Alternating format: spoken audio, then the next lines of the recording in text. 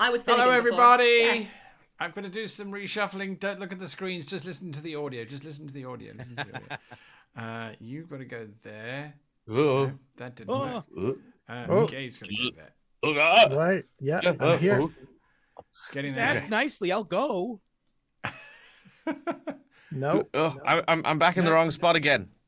That didn't work. That worked. I'm Jeremy. Howdy. Oh no. Yes. Done. Okay, I feel like there should be a countdown clock, and I'm racing against other DMs to align my character screens correctly. Right, hello and welcome to tonight's crazy stream. We are once again a full house. Yay! Always happy to have my four wonderful players, and of course to have all of you join us to watch tonight's show. If you haven't been watching over the past few weeks, a brief recap is the party went to go have a festival and a bit of a party.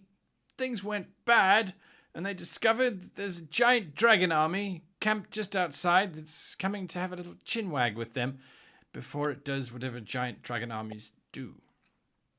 And the party were lost. Marjorie had been, by default that you weren't here, had been relegated to go and join in the council debate. I had lots of paperwork. Yes. Sorry, lots couldn't be here.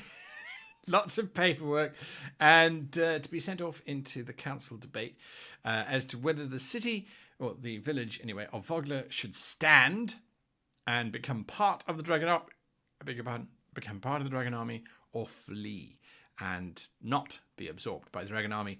The consensus was pretty split the last time we checked in. But before Marjorie was given the opportunity to really get stuck in with the council, she was summoned away because the speaker of the Dragon Army had been sighted further down the road, and it was felt that our four intrepid heroes should go and have a little chat with the speaker before the speaker arrived at the village of Vogler. Now, further to that, because there was so much going on, we also happened to have a half-ogre prisoner, which was as a direct result of the wonderful donations of two of the viewers from 2 weeks ago. They had decided that the super chat sorcery was not enough for them, and they had just gone completely crazy, and so they added in a nice, gigantic NPC who has been spilling the beans about all kinds of things. Things that may be related to the battle and things that may be related to Finnigan. We're not entirely sure. There seems to be lots of things going on with Finnigan. Anyway, all of this was in last week's episode, and so now as we rejoin our intrepid heroes, all that remains for me to say is a big thank you to Laura Bones in chat, who has got the handles and follows for all of my wonderful players. And we'll go through that at the end of today's show, I think, so that we get everyone a chance to join the show and get to see who's doing what. And are we doing the things? I don't know. Isn't it? We're always doing the thing. They've got a new one now, which is one of these dealies. They do that, What, and then you the just do person next to halves? them. Gabe, you gotta do the other half. I've got to get Jeremy. Okay. Yeah. Welcome to our D&D stream, folks. Come on, where there we go. Yay! Yeah, you kind of got it. Kind of. There's a Jeremy, Someone going on. screenshot it. I'll come out. Okay. There we are. Okay, wait, If you're that's at home, you should be doing this too, just into the air, so that you can also feel like a bit of a person. All right. There we go. I'm in touch with all the Japanese schoolgirl trends. Don't worry, I'll keep us relevant. Okay, great. Well, you're technically the closest there, I suppose, to all of us. Anyway, right. And so our heroes had just I've got been the most called anime away. hair. There we go. Just saying. Had just been called away by the blast of a horn sounding the arrival of the speaker. And the last thing that was about to happen was Finnigan had asked a question of the half-ogre that they have captive. Finnigan, can you just repeat that question? Yes, I had asked, as we were just about to start leaving and potentially to make the trade with this individual, desperately I had said, before we go, what color is he? Vergatorix, what color? He was most definitely red. I think hearing that, Finnigan just like his mouth turns into a slit. The color drains from his face, and he just sort of gravely nods and then just starts walking out towards the meeting place, almost like sleepwalking. I know where he's being kept. I whirl back around. What? Where? Still in Draconic. Return me to my forces, and then I'll tell you. I nod. This is all in Draconic, so no one else can understand. Marjorie, How do you currently nod being in Draconic? I nod in Draconic. You nod in Draconic. Am I there? No, you are at a very long-winded debate. That's a shame because I do speak Draconic. Mayor Raven and the council are in quite heavy debate as to whether they should capitulate, whether they should flee, whether they should stand. But then you are summoned away as the rest of the party have requested your presence in entreating the speaker, basically to just find out what's going on and to try and buy more time for the council to finally decide. Nudeih and Vannwel, you were deciding whether to take the half-ogre with you or not. So you've seen this interplay with Finnigan. Right. So are we taking the half-ogre?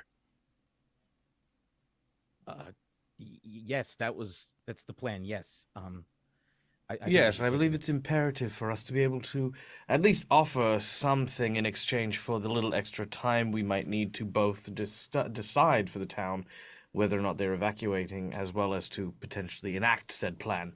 And we are at no obligation to hand it over, so perhaps the speaker will see some lenience in returning in another day, as they would have very little to lose. Yes. Do we keep the ogre here and No, I think we have the need to- conversation first? I think we do need to bring him as both proof of this intent, and obviously, if the speaker is coming, it's not. I mean, sorry. When the speaker was announced, did we find out like if he was traveling with like a contingent, or we don't know? It was a scout who just reported that they've seen a small party heading towards the camp. Yeah, well, if it's a small party, then, yes, I don't think it's going to be any problem. Personally, anyway. No. Yeah. No. Right. So we're gonna take the ogre. I'm going to send one of the scouts to retrieve Marjorie and tell the scout to let them know to meet us on the road to intercept the speaker outside of the town. Right, you are. So you all meet at the Great Fish Gates. If you remember, the gates carved out of wood with very large fish on either side, their tails touching to indicate unity and also the village's preoccupation with fish or fish, depending on your interpretation of that. And for the first time, in a brief time, you are all together. Marjorie, so far the council is divided. They feel that they don't have enough information and that before they can act, they need to know more of whom they are dealing with. Okay, yeah, I was about to ask whether I had anything that I could let everybody know, but I don't, so that was useful time that I spent. Well, the other thing that you discover is that there is no doubt that Cudgel, the dwarvish captain of the Ironsides, was completely betrayed, and she wants blood. She is just out to annihilate her mercenaries that betrayed her.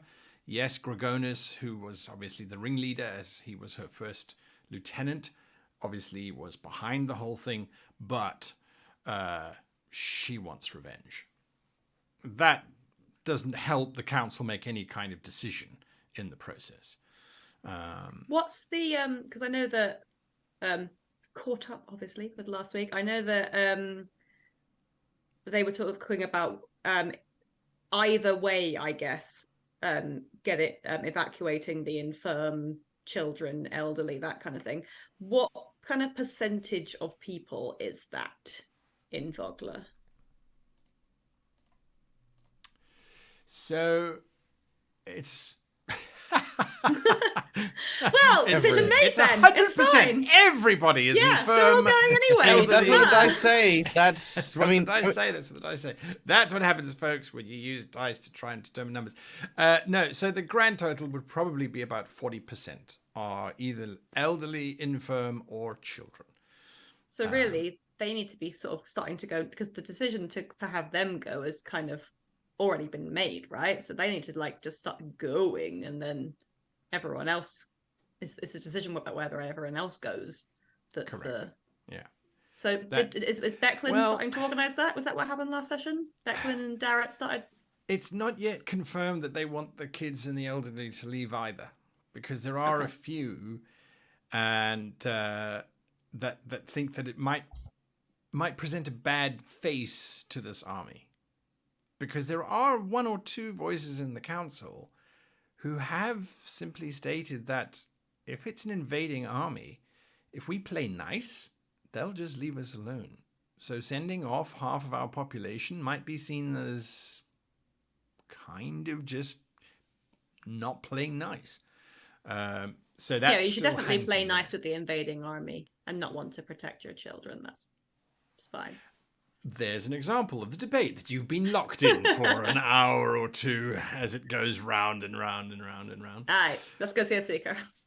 All right. So as you are arriving at the fish gate, this slightly wounded young man, probably in his 20s, not bald, but clean-shaven head and this very red goatee, slinks out from the sidelines of the road.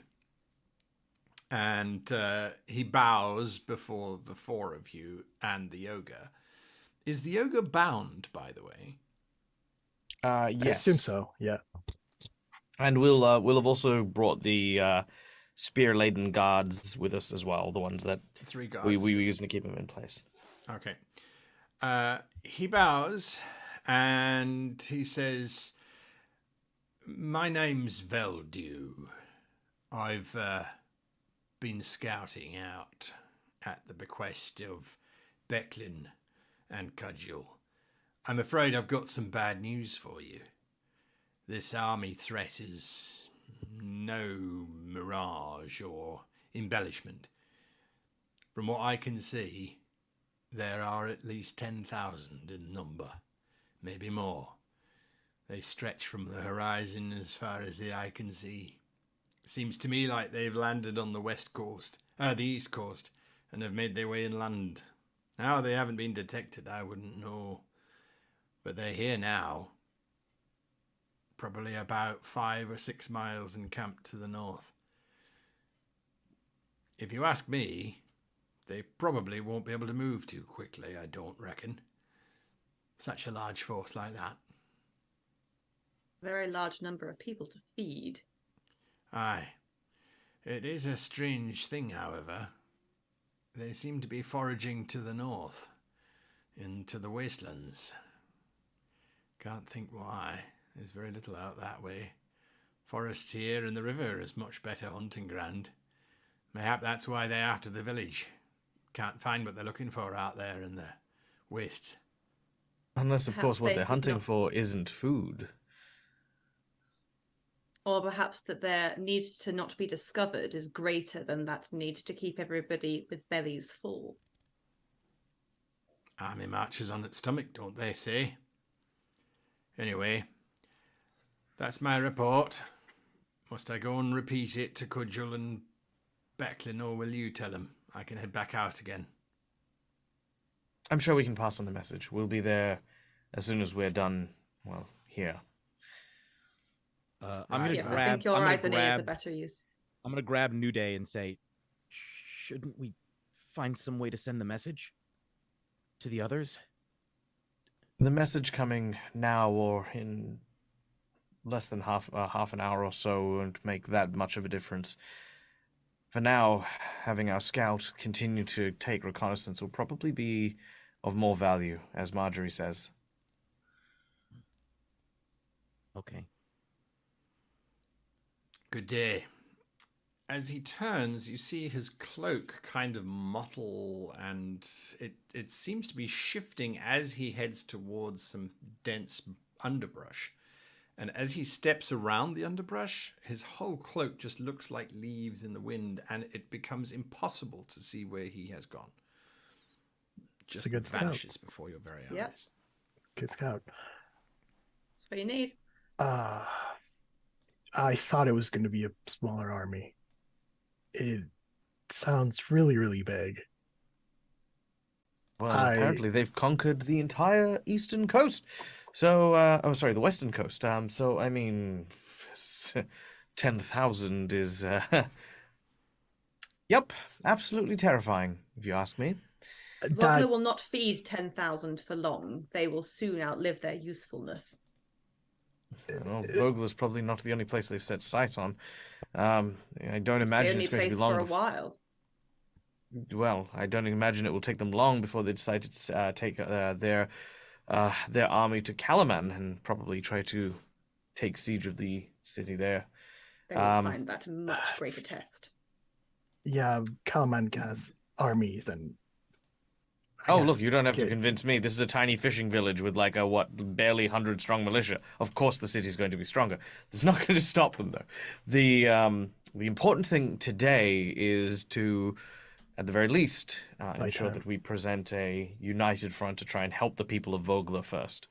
Unlike the city, who have high walls and a quite sizable maritime force, this small town does not. And we can probably do more help here than anywhere else. So I think when we speak with, when we address the speaker, we should probably, Marjorie, if you would, I feel as though diplomacy might be more of your style of things, as opposed to ours. And I think you're our best foot forward for the matter. I'm more than happy to speak, though I agree with what you say, that we need to present a united front and know our arguments. So I believe we need to know all of our angles before we start the interaction. I think Until we should... the... Oh, go on. I think we should send the half ogre back as a gesture. I think we should send the half ogre back as a gesture, and I think we need to evacuate. I think for sending the ogre as a gesture is a good idea, but I believe if we're going to present a boon in their direction, that we should ask a boon in return. Perhaps time, perhaps information, something that we can use. Just do it, when they already outnumber us and outmatch us by so much. Giving them another advantage unmatched in our direction seems foolish. I agree. I think what would be most beneficial to us? Time.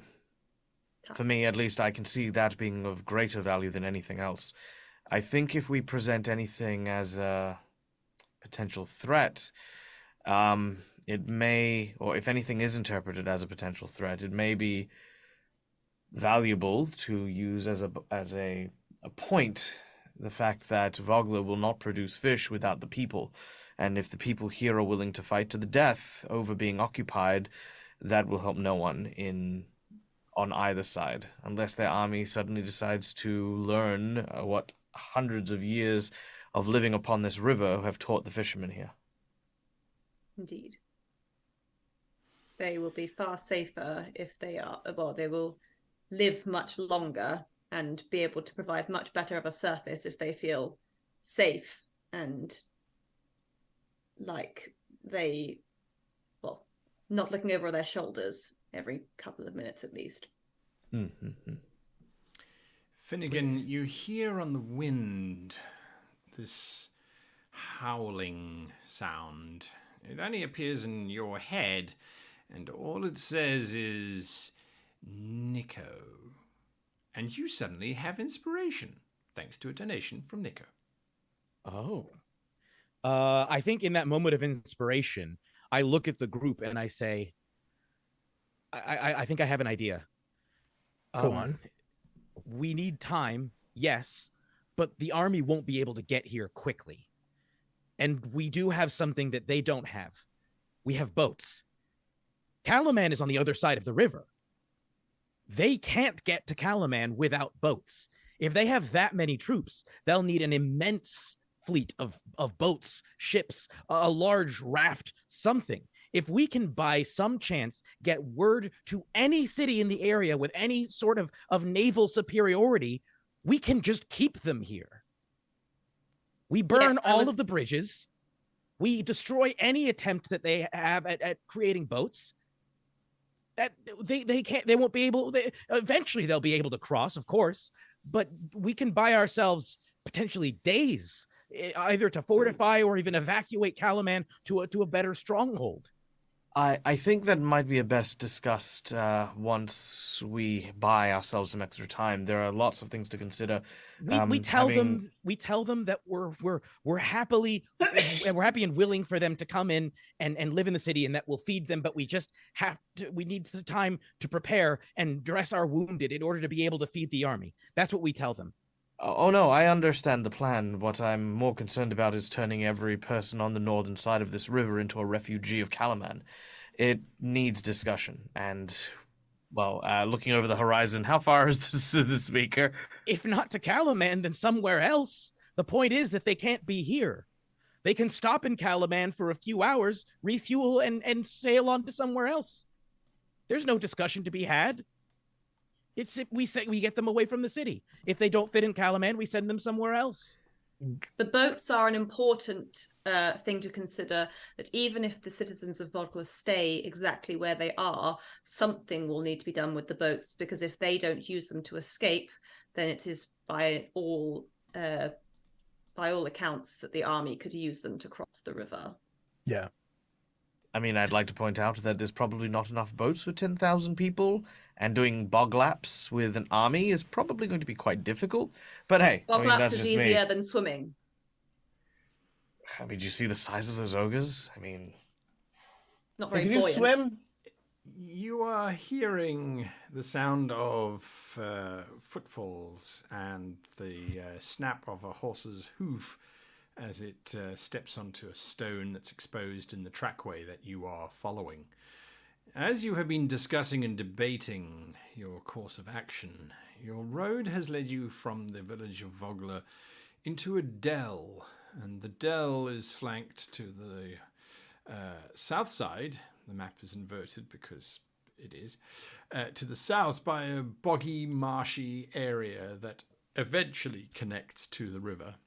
To the north, there are more cliff faces and uneven terrain, part of the broken mountains that separate this side of the continent from the barren wastes to the far north. But there is definitely someone approaching, and as it is nearing dusk, there is also a fog that is starting to form, or a mist anyway, that is starting to creep over the bog as temperatures start to battle it out as to which will prevail for the evening. Finnigan, does a burro have dark vision? I think he does. Let me see. What stats are we using for a burro? I forget. Is he basically just a wait? Oh, he's a Raven? lizard. He's a lizard. I have him as a lizard. Yes, he can see in the dark. Might it be prudent to send him into the trees? I'll nod, whisper that to a burro, and in Draconic, and I'll say, "Go into the trees. Watch, see who's coming. Let me know." He flips up into the tree line. You can see riding on a very large horse a individual appearing from the mist, flanked by a human on foot, and then two very dragon humanoid-like creatures. Finnigan, you've seen these before in the caves, and Marjorie, you've battled a few of these as well in the council chambers. Vannwel, I don't think you've ever seen these, and I don't think you have either, Nudeih. They look like draconians, or at least dragonborn, but they seem a little bit more brutish, but heavier set, and certainly a lot shiftier. But at this distance, you come to a stop, or at least they do. Do you stop? Yeah. I think so. Yeah. The one on the horse, who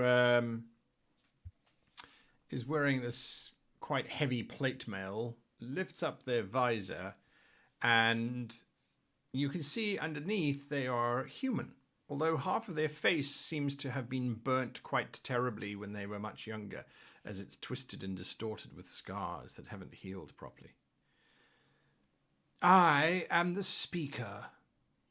Are you the representatives from the village known as Vogler? We are. Then I present to you our terms. You are to immediately surrender. By the orders of Belafarion, by the voice of Takesis, and by the commands of General Cansaldi Fireeyes, you will quarter the soldiers of the invincible dragon army. Refuse, and you will all be burnt. Those are our terms. Do you accept them? Before accepting any terms, we wish to parley and speak informally. Though, of course, well, I suppose speak plainly rather than informally, if you would do us this courtesy.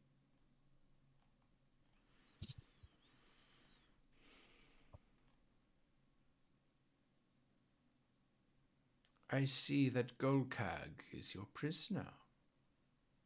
Indeed. You intend to negotiate? We do.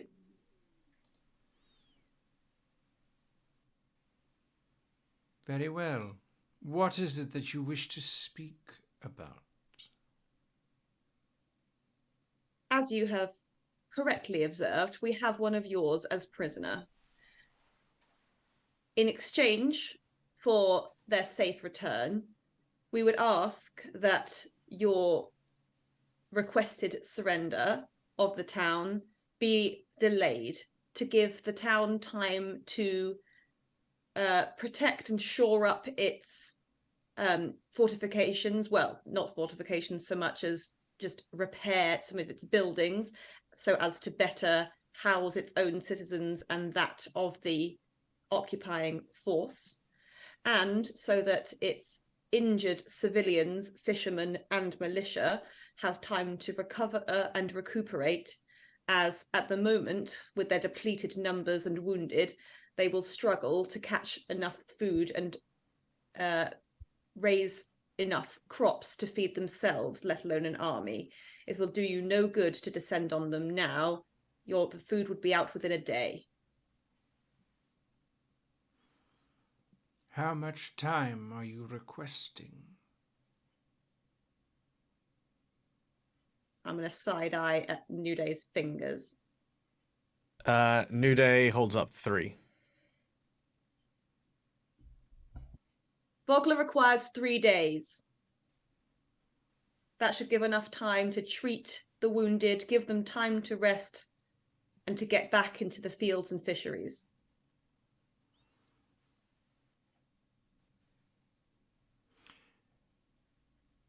If we were to agree to these terms, you will agree to additional terms. You will withdraw all scouting parties from the forests to the north of Vogler.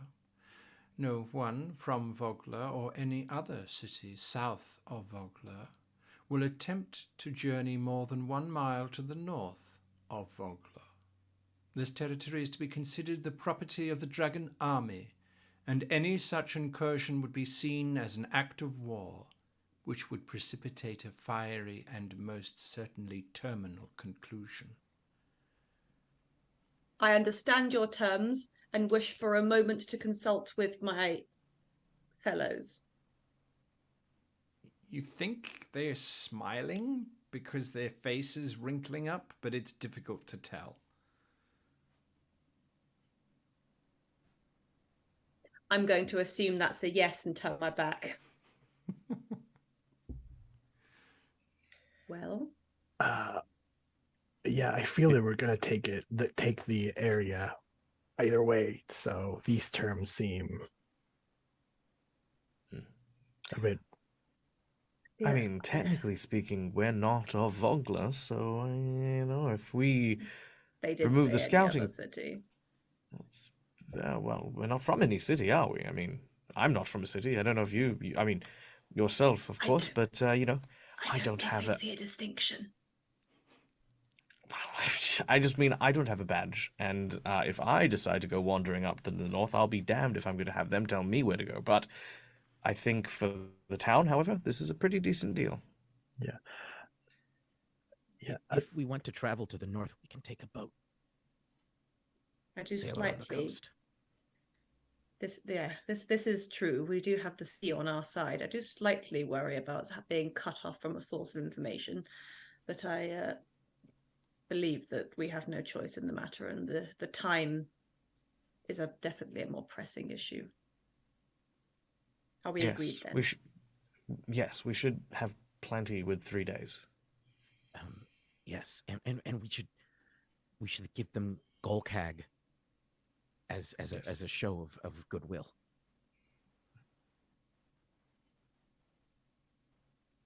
Should we send him forward alone, or should we have him escorted to his comrades?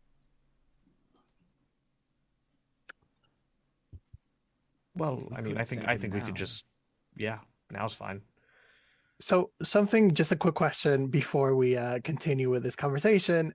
We made sure that the discussion that we were having about the evacuation and all that was away from the ears of the half ogre, right? Yeah, he's with the spear people behind, according to the map at least. Okay. Continue. Unless half ogres have got statistically amazing wisdom perception when it comes to sound. Let's hope not. Okay, fine. Turn back round. We accept your terms. The prisoner may go free, and Vogler will have 3 days. You will understand if we require a certain additional security on your words. It would I thought your additional had already been detailed. Those are the conditions. Simply giving you 3 days and not assuming that you will attempt to evacuate the entire village so that we find nothing in 3 days? No. Indeed. But in the interests of this burgeoning relationship between the dragon army and the people of Vogler, I'm sure you would not mind sending a small contingent of the residents to be entertained by one of our camps for the 3 days. I fail to see how having extra mouths to feed on your part and less people to prepare in Vogler is going to do you any good whatsoever. But you see, the burden would be ours to carry, and we would be alleviating the burden of those in Vogler. We only require you send us 20 children. Nudeih will Nudeih will shoot a look at Marjorie, looking like he wants to step forward, but we'll wait on her signal.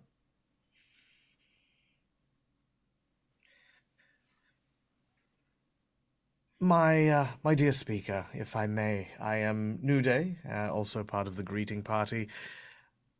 I must say that your hospitality is most generous, and of course, I could not think of a better place to place these children than in the care of your many, many strong-armed and very, very well-resourced people back at your base camp. But alas, as we previously mentioned, there are so many injured here. Instead, perhaps a counter-proposal. Of course, I understand you would not want for such a resource as the town of Vogler to go astray in 3 days. Instead, perhaps maybe some of your soldiers would indeed enjoy the hospitality of Vogler, perhaps begin to learn and understand a few of the different ways the town is managed, therefore expediting your occupation by already establishing good relations here with the townsfolk. Of course, happy workers are productive workers, and it means that those 3 days aren't necessarily gone to waste for you.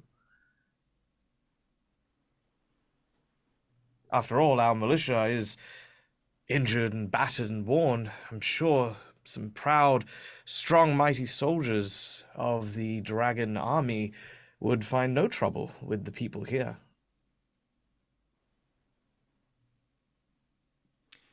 We would agree to those terms. Our we will Nudeih send will a contingent of 150 soldiers. Well, truth be told, there isn't that much food. Maybe a third of that? The population's Quarter, town maybe? would almost double. There's nowhere to Yes. house 150 of them. I'm not Or sending feed them. you 50 hostages. Besides, as you have mentioned, there is construction work to be done, as well as the tending of the wounded. We will ensure to send those who are experienced engineers. Surely it would be a boon to have them at your beck and call. If we may, just a quick moment. But of course. I'll turn to the others. This is actually pretty good, honestly. Like having people who build and heal and stuff like that. I mean, honestly, it's not bad, and it's going to take a while for 100 people to get here anyway. We can still do both, and we can have the town repaired. But it will mean no escape. Not a I feel- single man, woman, I'll or be child will honest. be able. At this point, my vote was to destroy the town and leave as quickly as possible. I don't care about the repairs. Look, we can still Same. do that. We can do all of the above before they ever arrive. Maybe? I assumed that the contingent he is speaking of would be arriving in almost immediately. They would not give us the 3 days that we required. No, but the 3 days was an overestimation, you see, because if they think that's how long we need, if we need less, they're not going to pay mind of it. They're watching a timeline that they don't necessarily need to. It's sleight of hand. It's keeping your Nudeih will eyes be over here here in a at few 3 days. hours. And a few hours is more than enough to get everyone onto boats. Lee? Why didn't we just do that before? Yeah. Because they wanted to figure out. Because we'll have this discussion again later. But chief among it is, we've bought ourselves the time because they think we want 3 days. We're good. This is about as good as the deals can get. But I think we need to pretend like, oh no, we don't want this. I think that's going to be very important there. Just to, this guy thinks he's got us on the ropes, and that's how we want him to stay.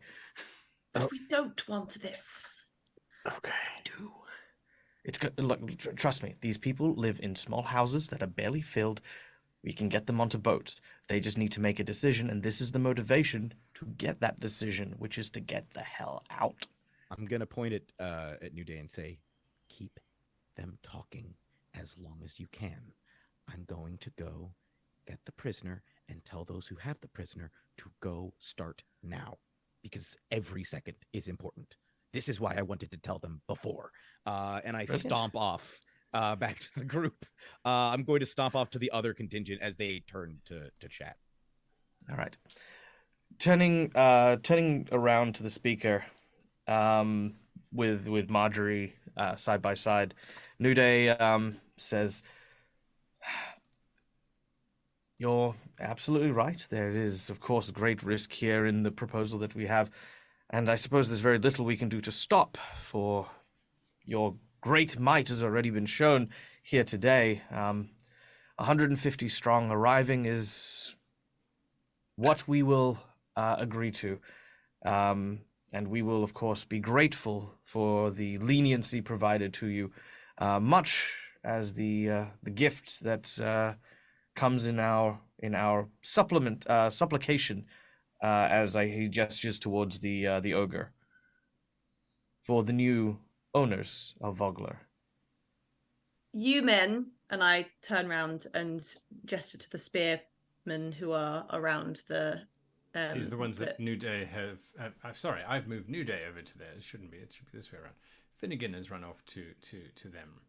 Yeah, is that correct? And I know that Finnegan's already speaking to them, but probably Yes. the other people can't hear Finnegan speaking to them. So Finnegan can be giving different instructions, and that's totally fine. But this is what the guy's going to hear.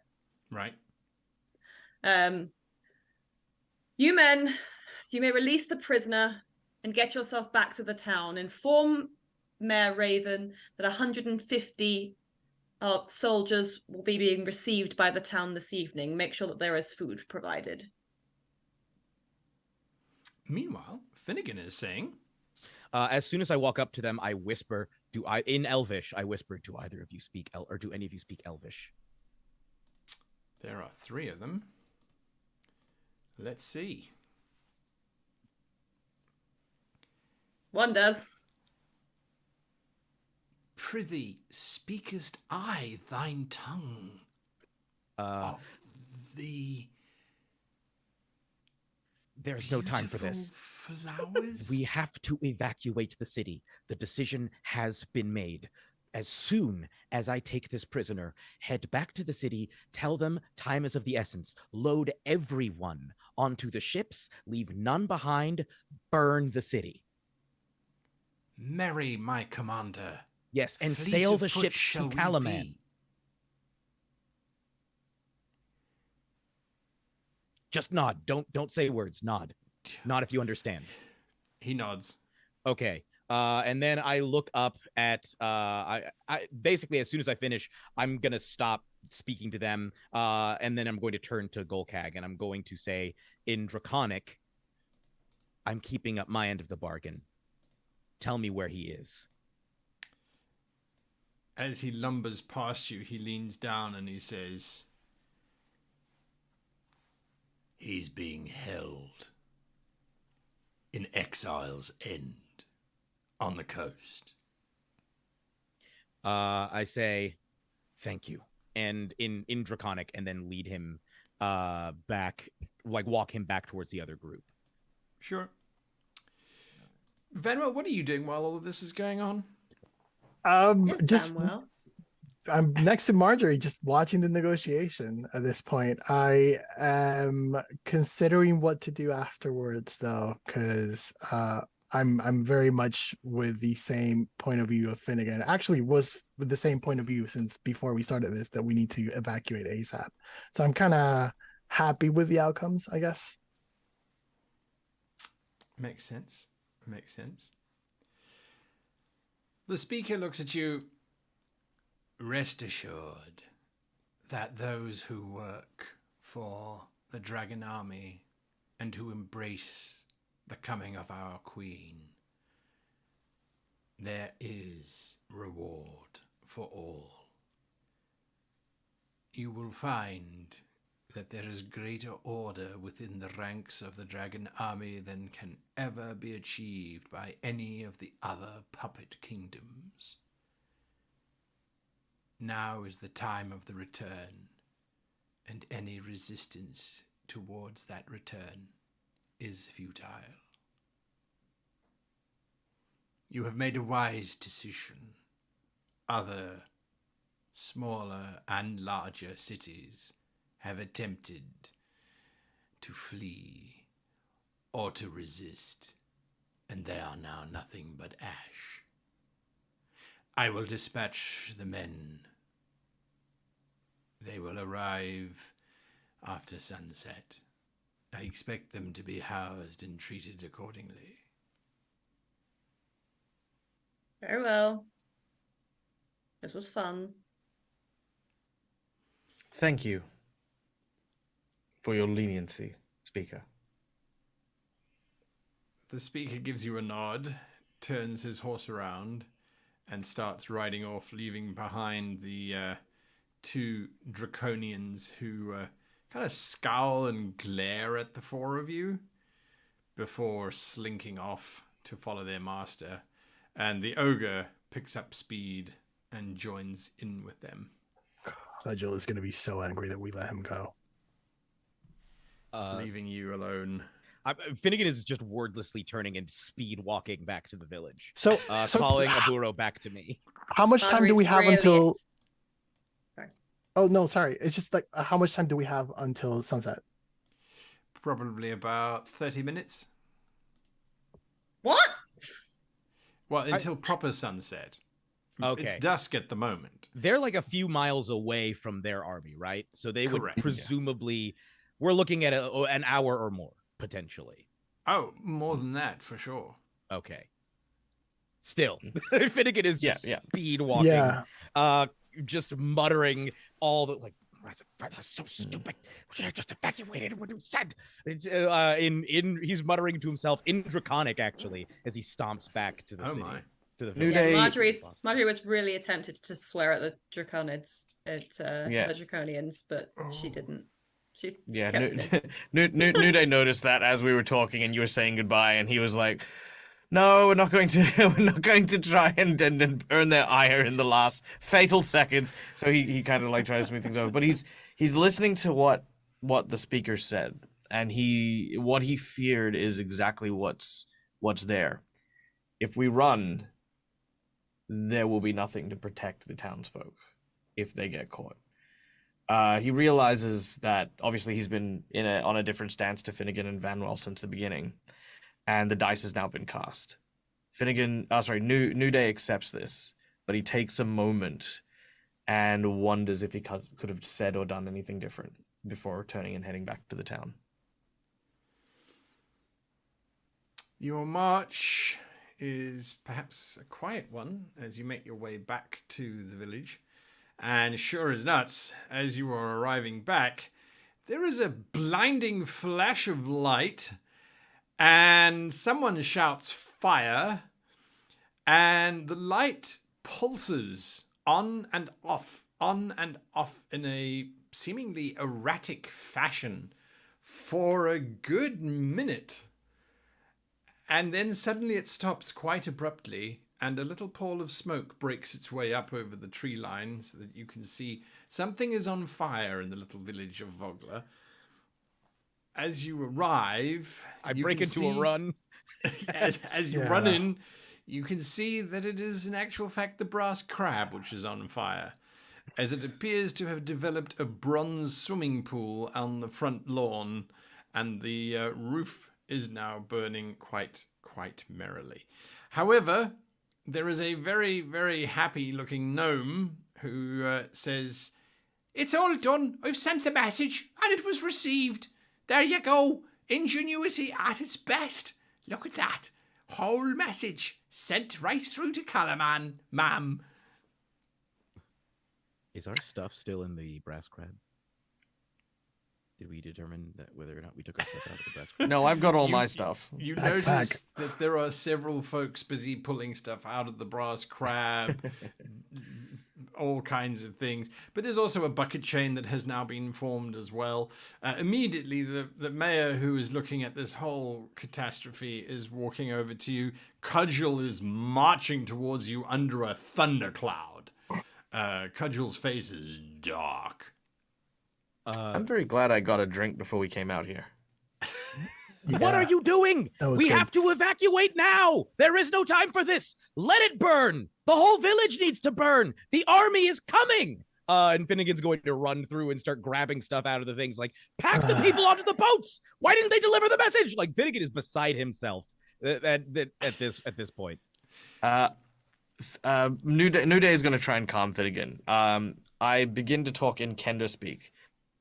Speaking softly, he says, Finnigan, we need to take a moment, mate. You know, we can't be running off half-cocked here, all right? The town, they're uprooting their lives. We understand the urgency of this, but we're asking a lot of these people, and we need to make sure that we're not panicking them by acting like people who, well, quite frankly, don't understand what they're going through right now. Give us just a minute. In Kenderspeak, I say back, I know exactly what they're going through and what they will go through if they don't leave. Yeah, but they don't. And that's what you need to remember, right? How'd you like it if someone like yourself came... And Nudeih stops himself there. He pauses and immediately almost regrets opening his mouth in that moment. He then says, look, we'll talk to the mayor first, all right? And then we'll talk to the people and we'll get this done proper, all right? Trust me, you know, we will get everyone to safety. I promise you this. Marjorie's already walked up to Mayor Raven. Yeah, I think Van as well is just kind of, we need to continue with informing people and getting a decision, because technically we did tell them that they have the decision, but we technically made it for them. So Mayor Raven looks at the two of you. We received your message about the evacuation. Yes. There is a problem. Oh no. Something that you have to realize about the village of Vogler is that most of the inhabitants are not well off. They are fishermen, and they are primarily subsistence farmers. There is not a lot of coin. Ships, fishing ships, nets, all require financing. After you left, it was revealed that there is a particular individual who owns the majority of the fishing vessels of this town. He is also a councilman and has made it very clear that he will not burn his investments, nor will he allow his ships to be used in an evacuation. Can they be commandeered? It sets a very difficult precedent. We'll not let them lose it to save all of their lives. As I said, the situation is difficult. This individual has been part of the village for quite some time, and unfortunately, a lot of people owe this individual a lot of money. It is not simply a case of taking vessels. It is about finding people willing to take vessels. Perhaps if you explain the circumstances to this individual, that may help change the situation. Well, if we can do so in the next 10 minutes, then so be it. I hope that you can, if you will come with me. Meanwhile, Nudeih and Finnigan, whilst you're having your little exchange, Cudgel walks up to both of you, and Finnigan, you get chest bumped by an angry dwarf. Oh man. I guess I go tumbling, just You give him away. I pull myself to my feet. Finnigan had waited to see if Nudeih was going to jump in. Then he's like, I guess he's not. Oh, hell no. Hell no. We know how little I want to get punched by Cudgel. You just watch as Nudeih just watches you get floored and then just sort of almost like shade away into the background a little bit for this exchange. And just, Finnigan looks around, sees that Nudeih is gone. And there's just like a sigh, and he's like, figures. And he walks up to Cudgel and he says,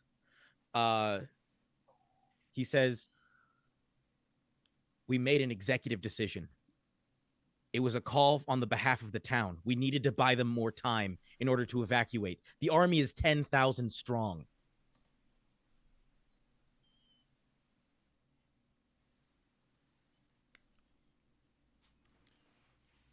Cudgel immediately kind of relaxes and takes a big exhalation of breath. I heard the soldiers came back and said that you'd negotiated some kind of 3-day ceasefire or something. In truth, I can't actually blame you, since it worked. But you know that ogre owes me. He corrupted my first, took my whole bloody marine contingent away from me. I'd like to put my hand on Cudgel's arm and look at her and say, they've taken things from me too. I'm sorry for your loss. It's not rare. It's not right. It's not fair. We'll get them back. But we have to get out of the city.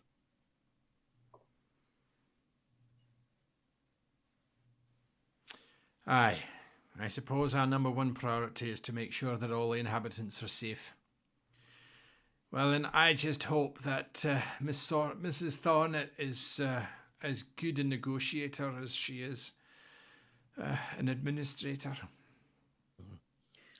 Why don't we start bringing everything towards the docks? Start moving as many people and belongings and items towards the docks so that when Margie talks, whoever this, I don't know, whatever, but when they're ready, we're ready to go.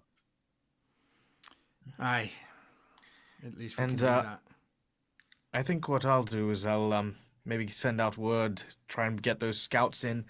If they're still out there when the Dragon Army decides that that is the time to draw the line in the sand, then some innocent people might find themselves in quite a precarious situation.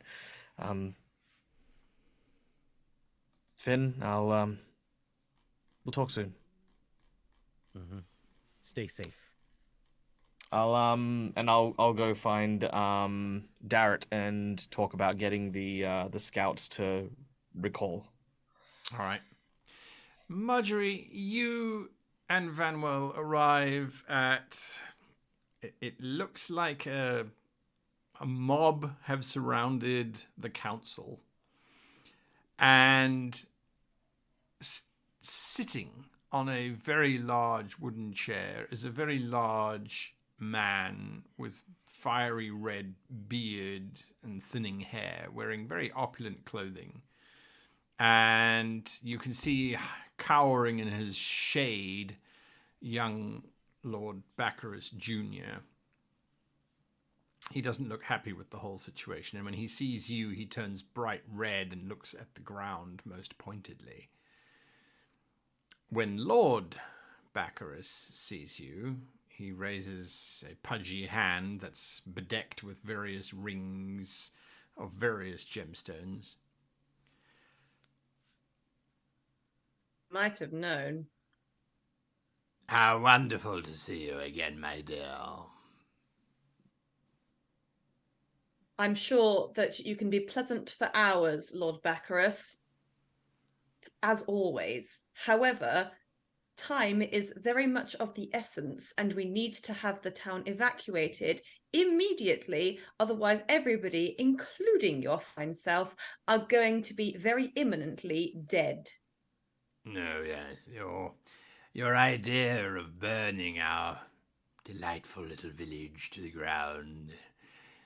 You see, we here in Vogler do things differently from your dictatorial ways of Kaliman. We like to put it to a vote as to Dictatorial? What we do. Yeah. So, and I assume that you have asked all of the people in the village whether they would like to leave with their lives or not? I think you'll find that most will decide to stay, given their loyalty. Sorry, I don't... I'm sorry, you haven't answered my question. Have you asked the people of this village whether they would like to escape with their lives today?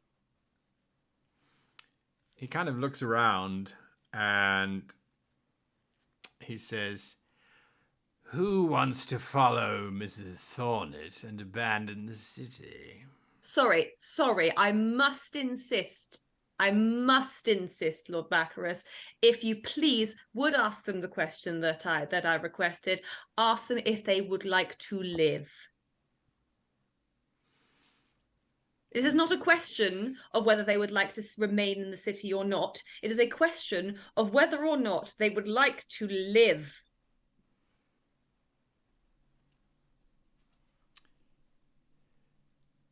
Look at the dictation that is coming from on high. Calaman says to a councilman, this is what he must ask of his people. I shall bow to your power, O councilwoman of Calaman. A people of Vogler, do you wish to live? Everyone sort of says yes in various tones, various ways. Are you happy? They wish to live. Do they wish to evacuate? No. No, the two questions are not mutually exclusive. If the townspeople do not leave immediately on those boats, a contingent of 150 invading soldiers will be upon the town within a few hours. The town will be unable to escape, and within 3 days, 10,000 more will descend. They will use your boats, which you refuse to give to your people to save their own lives, and they will use them after they have depleted all of your resources to sail across Calaman Bay and take all the resources from the next place that they come to. Whether or not that is Calaman, I could not say. However, they will take and take and take from every settlement they come to until they have conquered the entirety of the West. Your boats, Lord Baccharis, are leaving you today, whether they are with your own people or whether they are with an invading army, is entirely based on yours and their decision today. Is there something I can roll? You can go ahead and roll a like intimidation check.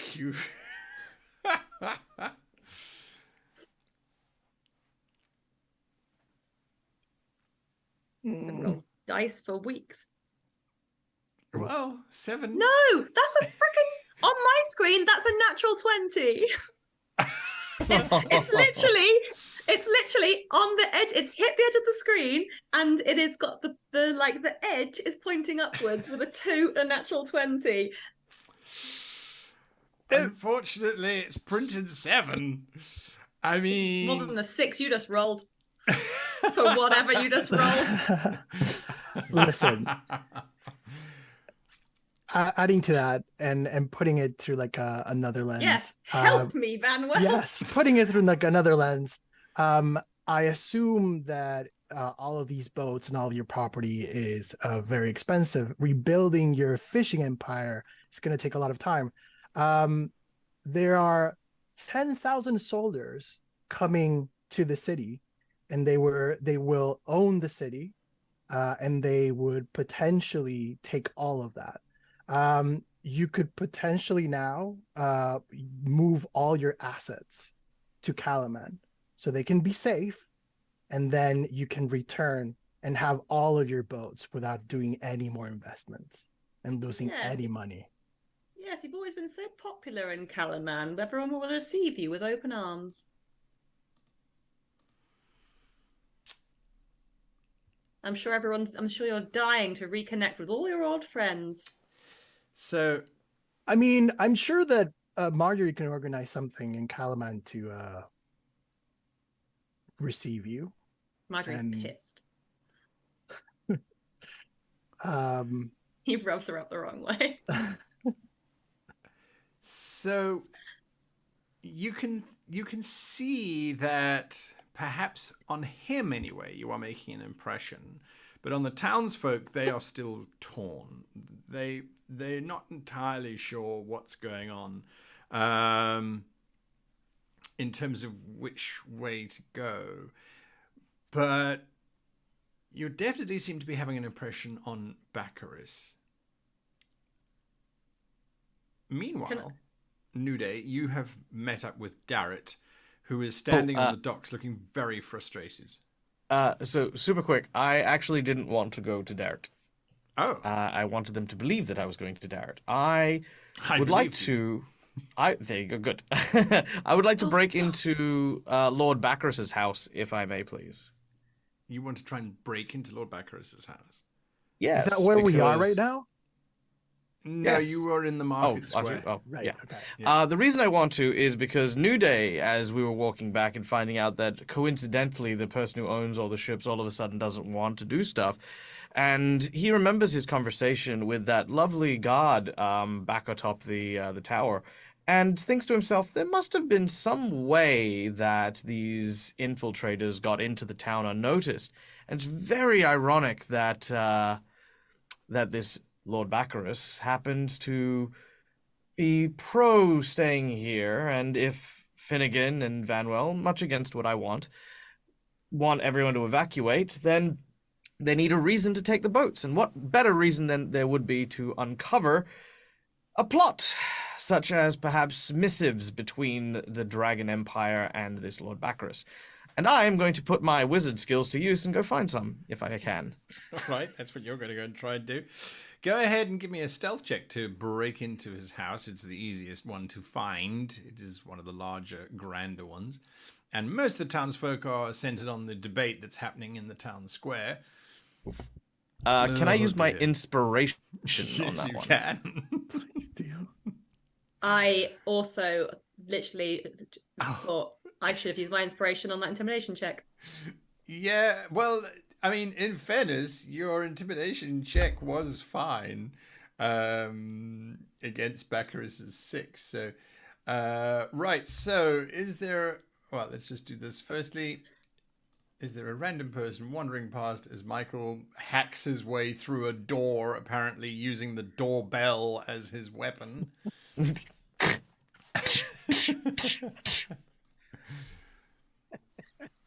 And the answer to that question is no.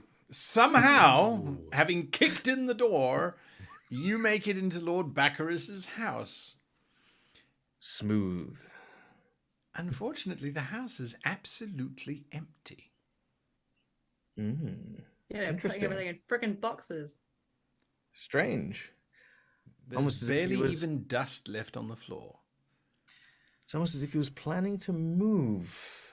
My suspicions grow even larger. Is there a fireplace? Yes, there are several fireplaces. Good. That's where I'll begin my investigation, looking for any envelopes, papers, missives that one could piece together from a letter maybe hastily thrown into a fire, but not properly disposed of. Oh, look at you, running around looking frantically for clues. All right. Look at you What are digging you around doing, ashes Finnigan? like a little grub. Oh, what am I doing? Yeah, I think Cudgel.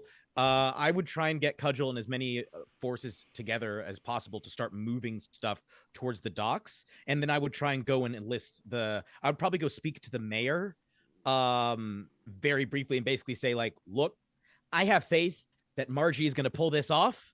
We need to convince the people now to start moving stuff too, and start moving the wounded because just a few of us aren't going to be enough." As you are doing all of this, Becklin comes up to you, and she's looking very old and very tired. Your passion is infectious, young Finnigan. It was something that Ispin always spoke highly of.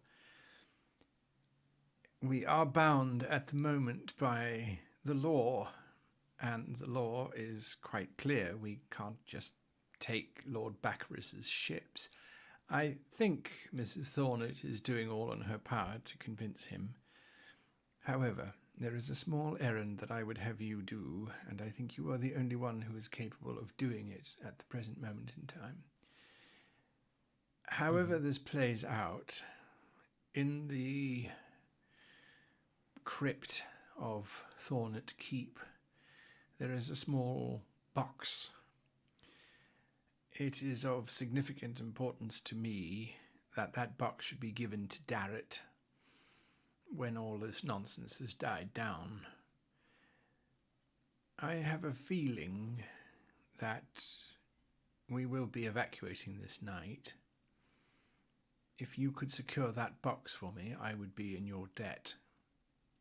Keep it and give it to Darrett when you can. Yes, absolutely. And then Finnegan's going to pause for a moment and then just look up at her with just like a very honest look. And I would like to try and roll an insight check because I think Finnegan has just had so much like, I don't know who I can trust right now. He would just like to roll an insight check on Go her. ahead. The dice are so generous, but you did get that extra inspiration from Nico. That's true. Okay, let's use the inspiration. Why not? Let's see how it goes. Hey! Oh! Boom! Well, it wasn't a natural 20, but I'll give you the firework anyway. She looks like she has decided to do something, and she is wrapping up her affairs. Because Thornet Keep is 300 yards up the road. She could just go there and get the box and bring the box down here. It's just over there. Yes. I'm going to look at her and say, why am I the only one who can do this? What are you doing?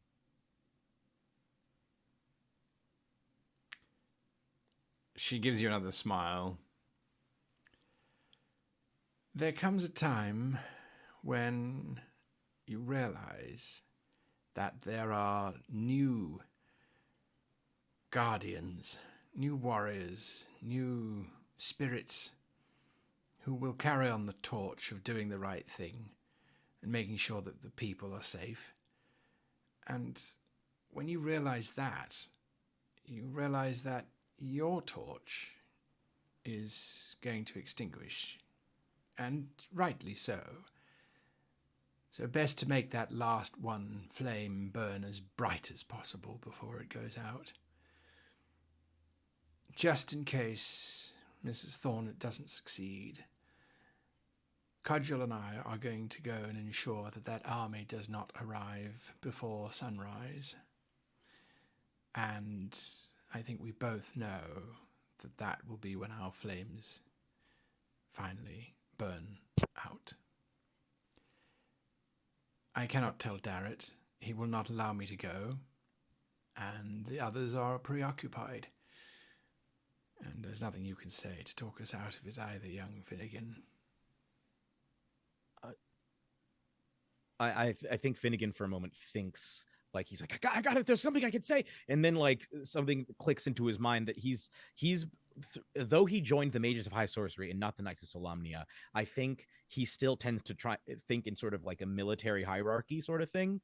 And he thinks of Becklin being higher than him. And so like as he's about to try and question it, it's like it sinks in like, wait, no, this is essentially an order. And so I look up at Becklin. I think my eyes fill with tears, and I say, it has truly been an honor serving alongside you. The honor was mine. Now, who knows? Maybe we'll see each other in the future. She turns and disappears into the mix of people leaving you on the dockside. Finnegan is going to turn and sprint towards Thornet Keep as quickly as possible, calling Aburo to him and telling Aburo to go and simply give his goodbye. Go to find Cudgel just to say his goodbyes, essentially. All right. The little lizard takes off. Marjorie, Yeah. Lord Baccaris suddenly stands up and he says, given what you have stated so very eloquently, you and the, how can I Vannwel. put this delicately? No, Vannwel's my name. You have a name, yes, of course. Vannwel. Don't go there.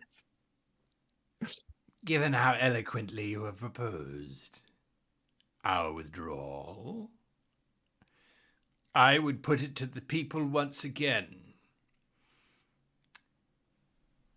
I will provide the ships necessary to save the inhabitants of Vogler. And we shall all leave safe and sound. Don't you, will you be joining us before or after your holidays?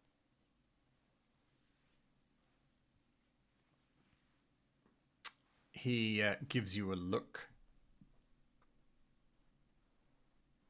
I only asked. I assume you had somewhere to be. I saw your fine son loading up one of your finest ships earlier with a great number of your possessions. So assume that you had plans of your own to leave the city. I assume for leisure purposes and not because of any previous knowledge that anything bad was going to happen to vodka, because I'm sure a upstanding citizen such as yourself would not leave your city in possessions and boats in its hour of need. You see anger wash across his face, his jowls, his chins, and all of the other bits of his body that outlie. And for a moment, he looks as if he's about to snap, and then, of course, I am a tradesman. I bring much to the city. If you are referring to my barge, I was preparing for a journey to Kalaman to negotiate better prices for our catches. I'm so glad you take such an active interest in the activities of the residents, Mrs. Thornet. I am so pleased. That means that you must have a ship that's already very well supplied. You must have provisions for days. It appears the cat has got her tongue. You froze. What were you saying? Provisions for... Apparently my internet connection is unstable. Can you hear me? Yes, we can now. Okay. I said, I'm so very pleased that your ship is ready already. You must have provisions for days, plenty of fresh water. Let us start immediately getting the injured and the elderly onto your ship, and it can go straight away as it's ready.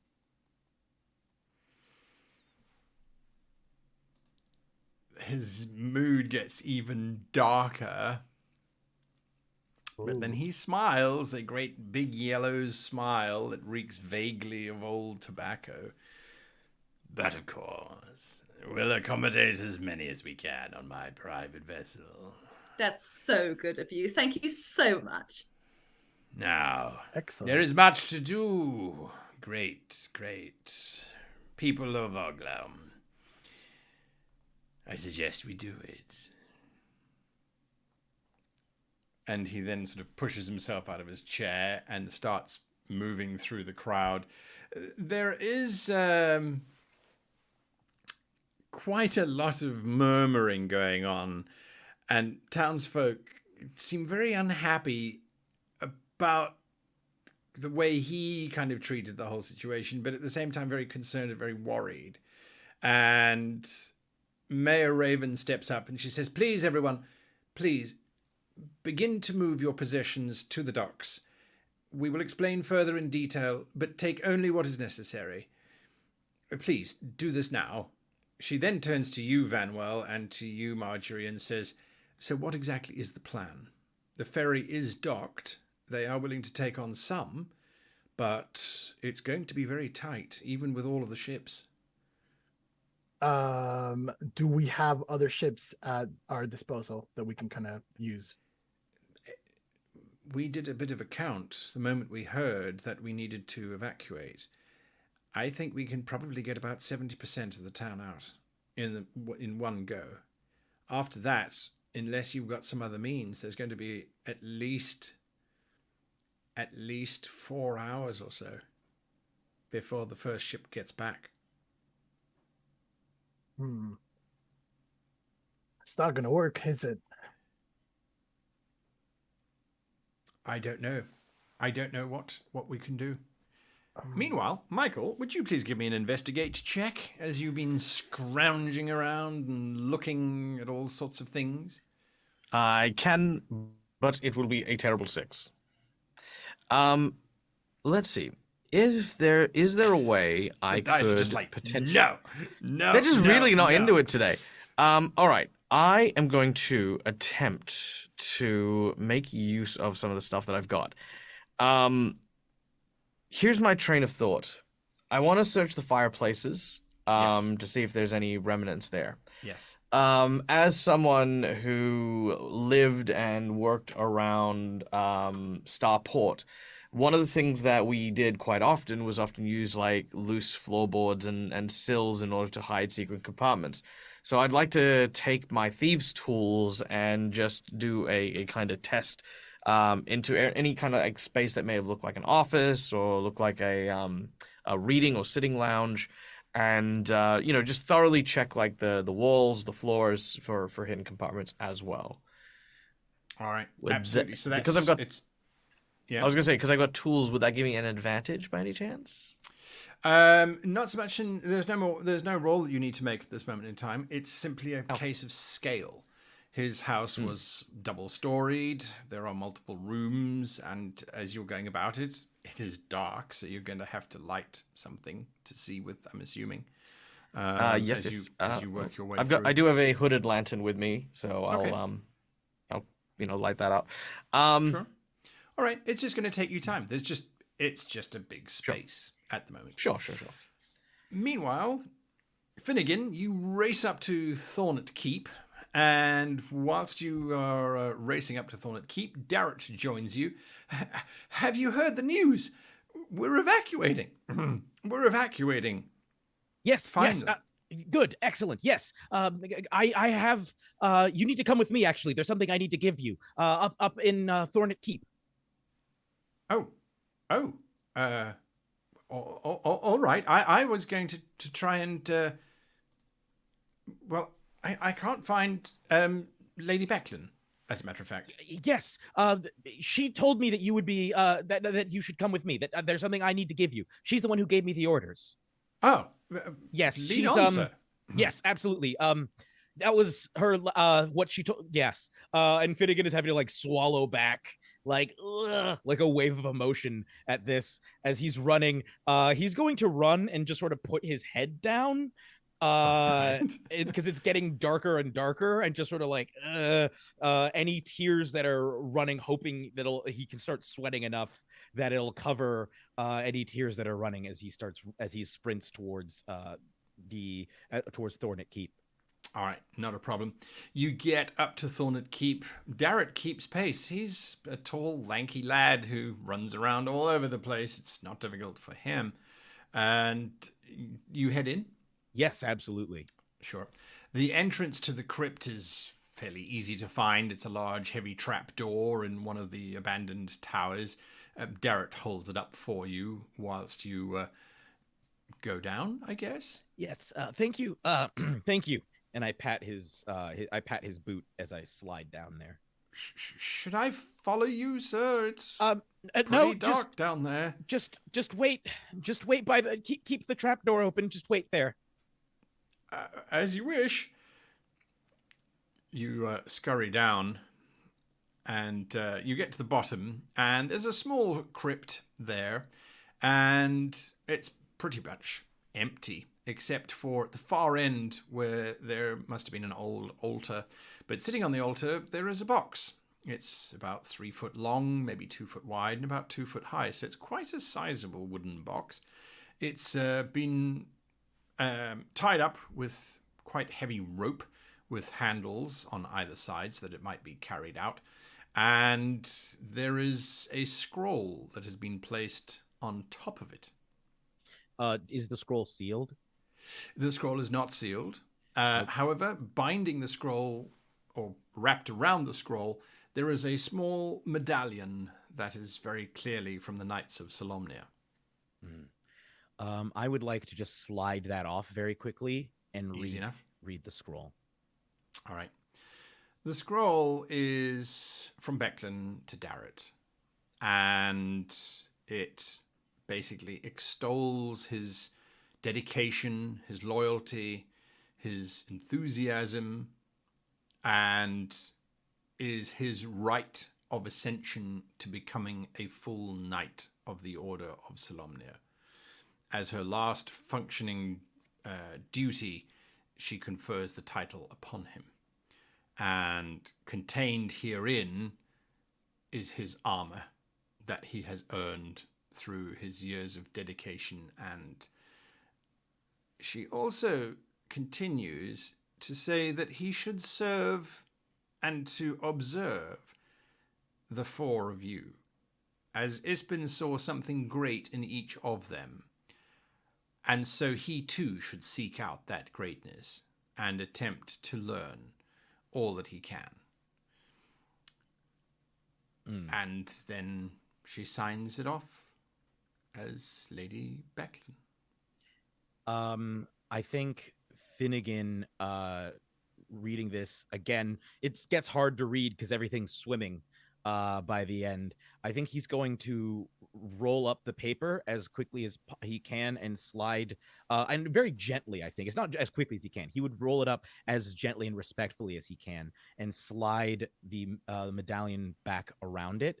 And then just before he goes, I would like to, I think what he's going to he's going to start reciting words in his head. It's like, okay, liner, binder, minor illusion. Like try to get his mnemonics going to remember the different spells. And he'd like to minor illusion just the image of Becklin and Cudgel's faces next to him, so he can look them in the eyes and say, "Thank you. I'll miss you both." And then disperse the minor illusion, and then call up to Darrett and say, leave the trap door open. I need your help with this box. I was told that it was a crypt for knights of Solamnia, sir. I'm not allowed in there. It is a crypt for knights of Solamnia, and that's exactly why you're allowed down here. You hear some confused steps, and then he sort of sticks his head round. You need help, sir? Yeah, I think we all do. And I just walk forward and hand him the scroll. He looks at the scroll. He looks at the medallion. Do you want me to deliver this, sir? No, it's for you. When I spoke to Becklin, it was the last thing that she told me to do, was to come down here and to get this box and to give it to you. It's your armor, you see. You're a knight. Congratulations. As he unfurls the scroll and starts to read, we leave the sorry scene in the crypt of the castle of Thornet and pull back over to Miss Thornhill Keep and go over to Marjorie and to Vannwel. What are you two doing? Right. So I guess we're crying. discussing not crying at all. Nope. It's not a crying, thing in you're my crying. eye. I think we're Being all discussing. badass and telling lords what to do and shit, not crying. Sorry. Yeah. Right. Okay. Fine. We need to figure out what we're gonna do with how many people are we need to mobilize that don't fit in the boats that we have. After we've evacuated everyone, there will probably be about 32 people left, I'm afraid. 32 people. This is going to be complicated. Does that include the ferry? Sorry, I think I missed stuff. Yes, the ferry plus all of the ships, even Baccharis's own private yacht. Is it possible? Oh, sorry. No, go ahead. I was off the top of my head. Is it possible to, and this might be very naive because I know nothing about boats. Is it possible to construct any sort of rafts or platforms out of the doors from the houses, part of the piers? Barrels. We have yes, and then we can keep them afloat with barrels and maybe tie them to the ferry, tie them to the other boats, and kind of just mobilize people in that way. Alternatively, we don't do that. Maybe we can set up a caravan or something of people moving west, and then just tell that like supplies and just get out of here, and maybe inform other towns that there is an army coming as well. It'll take some work. How much time do you think we have until the army arrives, or those 150? Because the moment they see what we're doing, they'll know exactly what we're doing. If we remove the docks are already buoyant. The docks are already constructed to hold weight, and it will also stop any other vessels docking in Vodgla to reinforce the army should they wish to follow. All right. We'll How much time do we have? A couple of hours, I think. We're not sure. The army is, I think we said that there were like 5 or 6 miles off to the north camped. Assuming a walking pace of approximately 3 miles an hour, we have between an hour and a half and 2 hours, depending on how much pep they have in their step. We are also assuming that the people that are coming today are coming directly from that camp, and that there's not other camps, smaller camps around that are mobilizing faster. Whatever way, we better get on with it. Yes. All right. So they are getting on with it. And are you assisting? Yeah, can we help? Oh, absolutely. Absolutely. These are fishermen who are not trained to evacuate. There is lots of panic. There are people coming out. There's one very large, rotund lady saying, "I need all of my pots." "But Ma, you've got 30 pots." "Well, I need them all." And luggage and just absolute chaos in terms of what's being brought through. So there is a lot of managerial things that need to happen. Marjorie immediately starts managing. Yeah, it's useful because it really does drive people to move. And Nudeih, after prodding, poking, searching, and looking for anything, something, you find a floorboard that... I knew it! Nudeih does. And I'm just imagining there's this scene where Nudeih's onto like his 4th room and he's just like, all right, if I was a fat bastard who was trying to betray this whole bloody town, what would I be doing? Oh, look at me, all the wealth that I have that I'm going to keep out of the poor people. I'm going to sit in my chair and I'm going to have a smoke, and I've got all my secret stuff close by because I can't be arsed walking across the room. Oh, yes! That is exactly what happened. As you got into the head of this insufferable man. And... and I will lift that floorboard. You lift that floorboard. Well, underneath that floorboard, you find a small sack of, well, it sounds like coins by the jingle from within it. Are you going to open it? No, just pocket it. All right. I'll open it. I'll open it first and check it out. How much is inside? You think you found about 200 gold pieces. Ooh! Nudeih's getting a new pair of shoes. Okay, at least you have your shopping priorities. There is also. Oh, you haven't seen his shoes. They're fancy shoes. Fancy shoes. There is also a leather satchel, and okay. the leather satchel has Well, the leather itself is curious. It looks like crocodile skin, quite embossed, quite scaly, and it is held in place by a single silver clasp. The clasp seems fairly unremarkable, except that you push it up and it'll pop it out and open up the satchel. The satchel definitely contains something. I will begin to rummage. So you pop it open, and give me a dexterity saving throw, if you please. No. Oh, that's perfectly fine. I might be a lazy fat bastard, but I trap stuff. That is an 11. Yeah.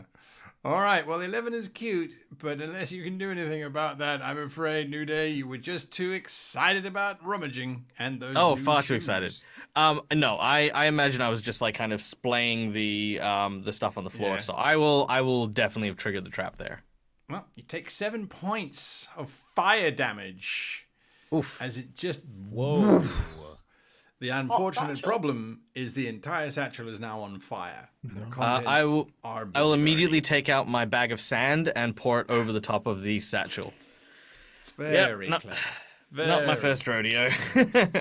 He says as his eyebrows once again have been erased. Son of a! I'll grab some lamp oil and just. Okay, there we go. Yeah, they won't tell the difference. Okay. Okay. Not the first time I've had to paint on my eyebrows. Oh my You, goodness. yes, the documents are all written in a very curious hand. It looks as if whoever was writing this was stabbing at the page using the pen as a dagger of sorts. It is filled with scratches and splotches, and there are parts where it almost looks as if they've gone through the paper, written by someone very angry. Okay. I look on the backside for blood. Almost, but yes. Okay.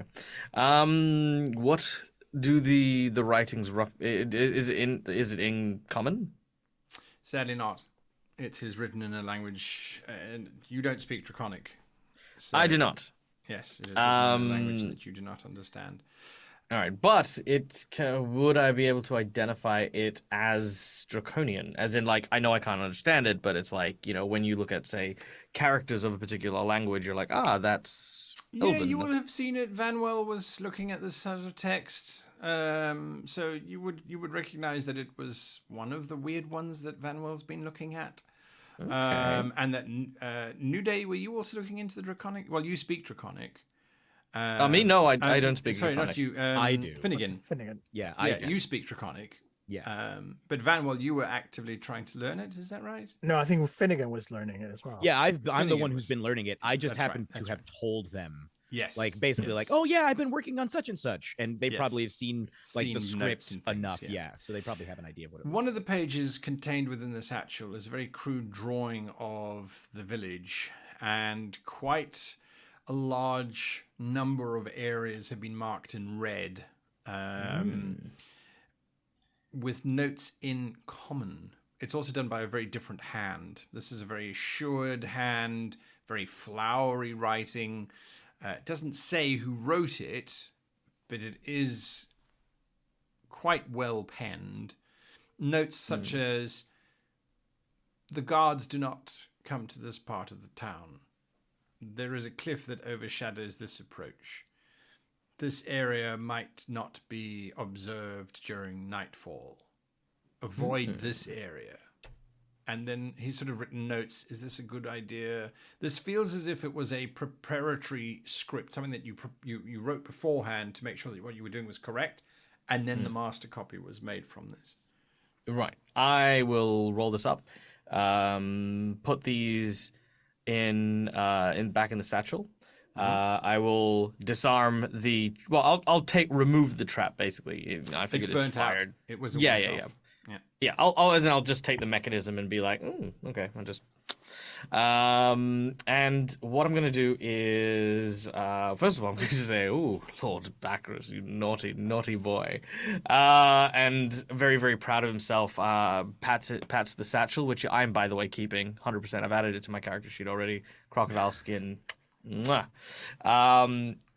Look, Nudeih is vain. Okay, leave me alone. And I'm going to I'm gonna wait. I feel as though I'm gonna find out how the negotiation's gone with Marjorie and Vannwel, and I'm going to pick my right time to reveal this to the others. So I will conceal the satchel in my own bags and belongings until I need it. Sure. Are you going to head back down to the docks?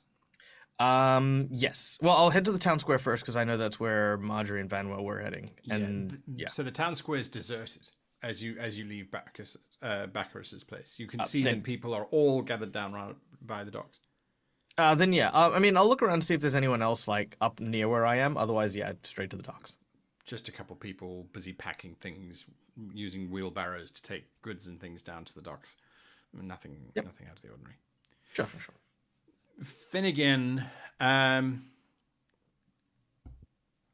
you're not entirely sure if you should catch Darrett because he's trying to stand and be official, but at the same time his whole body is shaking. I think I'm going to place a steadying arm on his wrist and look at his eyes and say, "Steady on, Sir Darrett." Thankfully, he made his saving throw, and so he doesn't turn into a giant puddle of jelly. Instead, he sort of sucks in his chest. Bacchus. Sucks in his chest and sort of looks ahead and he says, "I will do my duty." And then he looks down at you, Finnigan. Now, sir, we need to evacuate this town. Absolutely. Lead the way, Sir Darrett. He picks up the chest and strides up the steps. It seems like he's walking with just a touch more confidence than when he walked up the hill with you. There's a bit of a something in his step, Finnigan. Swag. I think that just the sight of that lifts Finnigan's spirits ever so slightly.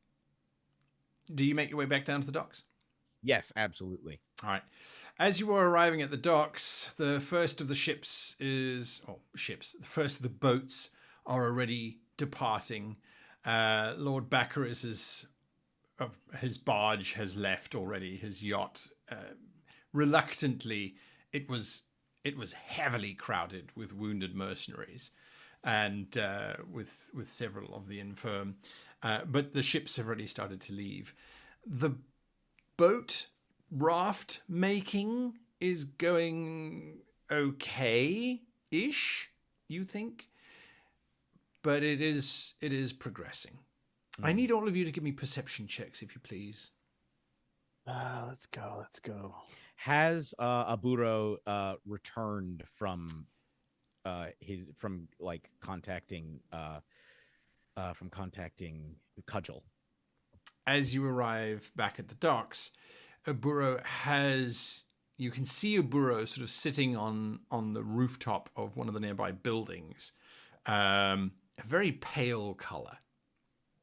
I would like for him to help me with this perception check, and then I would like to just check in with him to make sure he's okay. For sure. Well, we've got a dirty 20. Was that a natural 20, Michael? Or it was a dirty 20? No, dirty 20. Dirty 20 from Michael. 21 from Vannwel. And you have advantage. That was your with advantage, Finnigan. You have an 11. All right. And Marjorie is micromanaging. You see in the sky above the little village of Vogler a bird, but you realize quite quickly this is no seagull or hawk or pigeon. It is a big bird. And so as we land on the docks to watch as the last little boat pushes out, all that remains now is the raft, which is being constructed, which isn't on this diagram, as it wasn't one of the things I thought to add. Foolish me. this bird gets bigger and bigger and bigger, and you can see after a moment, it looks like a dragon. And riding on its back, there is a rider. It is circling. I would like initiative from all of you, please. Guy, a dragon? Shouts Vannwel to the sky. Who is this god guy? I know not. It's all right. I'm getting my 1s and 2s out of the way on initiative and perception checks so that I can really, really kill a dragon. Can I ask a question? You may. In the intervening hours between the battle What? and now, has there been enough hours? time for a short rest? You know, Are you speaking theoretically as someone who's lost all their spell slots and Or just even health? their feet power and like everything else? So, okay, well, Vannwel. I was just gonna say super quick, just because we won the perception check on that and saw this thing earlier. Yes. Could Nudeih have enough time to sort of look up and go, huh, that's a thing, and then reach into my pouch, pull out a potion of healing, and just quickly. You can indeed, for Thank sure. you. Absolutely. Thank you. Vannwel, you hear drifting on the winds this name, Prime Emperor 919. And just by hearing that name, you gain inspiration for whatever reason. I don't know, but you gain it. Now, to get back to the original question that was asked by, I want to say a player who went fishing for a short rest. But because we're in Vogler, which is a fishing village, I feel like that was the appropriate action to take. So you can all have a short rest. Do with it. Oh no, as you I will. don't want a short rest. Well, I sort Yay. of do, because everyone will lose their temporary hit points in the short rest. However, I will get spell slots back. Okay, I'll have a short rest. You get your short rest. Yeah, yay! All those spell slots. I'm so excited. Yeah, I'm at 7 HP, so I need this. Be silent, you mage, you. I'm gonna roll d6s to see how much. I'm gonna roll 1d6 first to see how much HP I get back. This is something plus 3. That's 4 plus 3, so that's 7, puts me at 14. 7. We're gonna go up to full. We're going up to full. We're using them both. Nice. Good. Look at that. Mm. Look at that. Vannwel gets 6 back. How close is the dragon and the thing? At the Rider. moment, it is coming down. The answer is too And close, Marjorie. It's about 120 feet away. Okay. So, and I assume it flies at like 1 feet a minute, like 12 feet a minute, so that Marjorie can give a nice inspiring speech to give everyone 5 temporary hit points. Unfortunately, it does not. That was a long shot. Yeah. So, right. Finnigan, you're up. What are you doing? Okay, so what color is the dragon? This particular one, looking at it, it's a sort of a vermilion orange kind of color. Okay. You realize that from head to tail, it's probably only about 20 feet in length. Okay. But it does have quite a long tail and Right. quite a long sinewy neck. And the rider it's a leather saddle that the rider is riding on. Right. Do I, man, and I've already used both of my blade songs, it looks like. Do I, and all of my spells, I don't get any spells back on a short rest. Oh man, I hate this. Oh wait, I can use arcane recovery. I will regain a spell slot at the end of that short rest. so I will regain a single spell slot. I'm just like I'm just looking up there like, you've got to be kidding me. How much does Finnigan know about dragons? Because I've done obviously a lot of research on the language Draconic. They don't exist. Right. They were all wiped out. Right.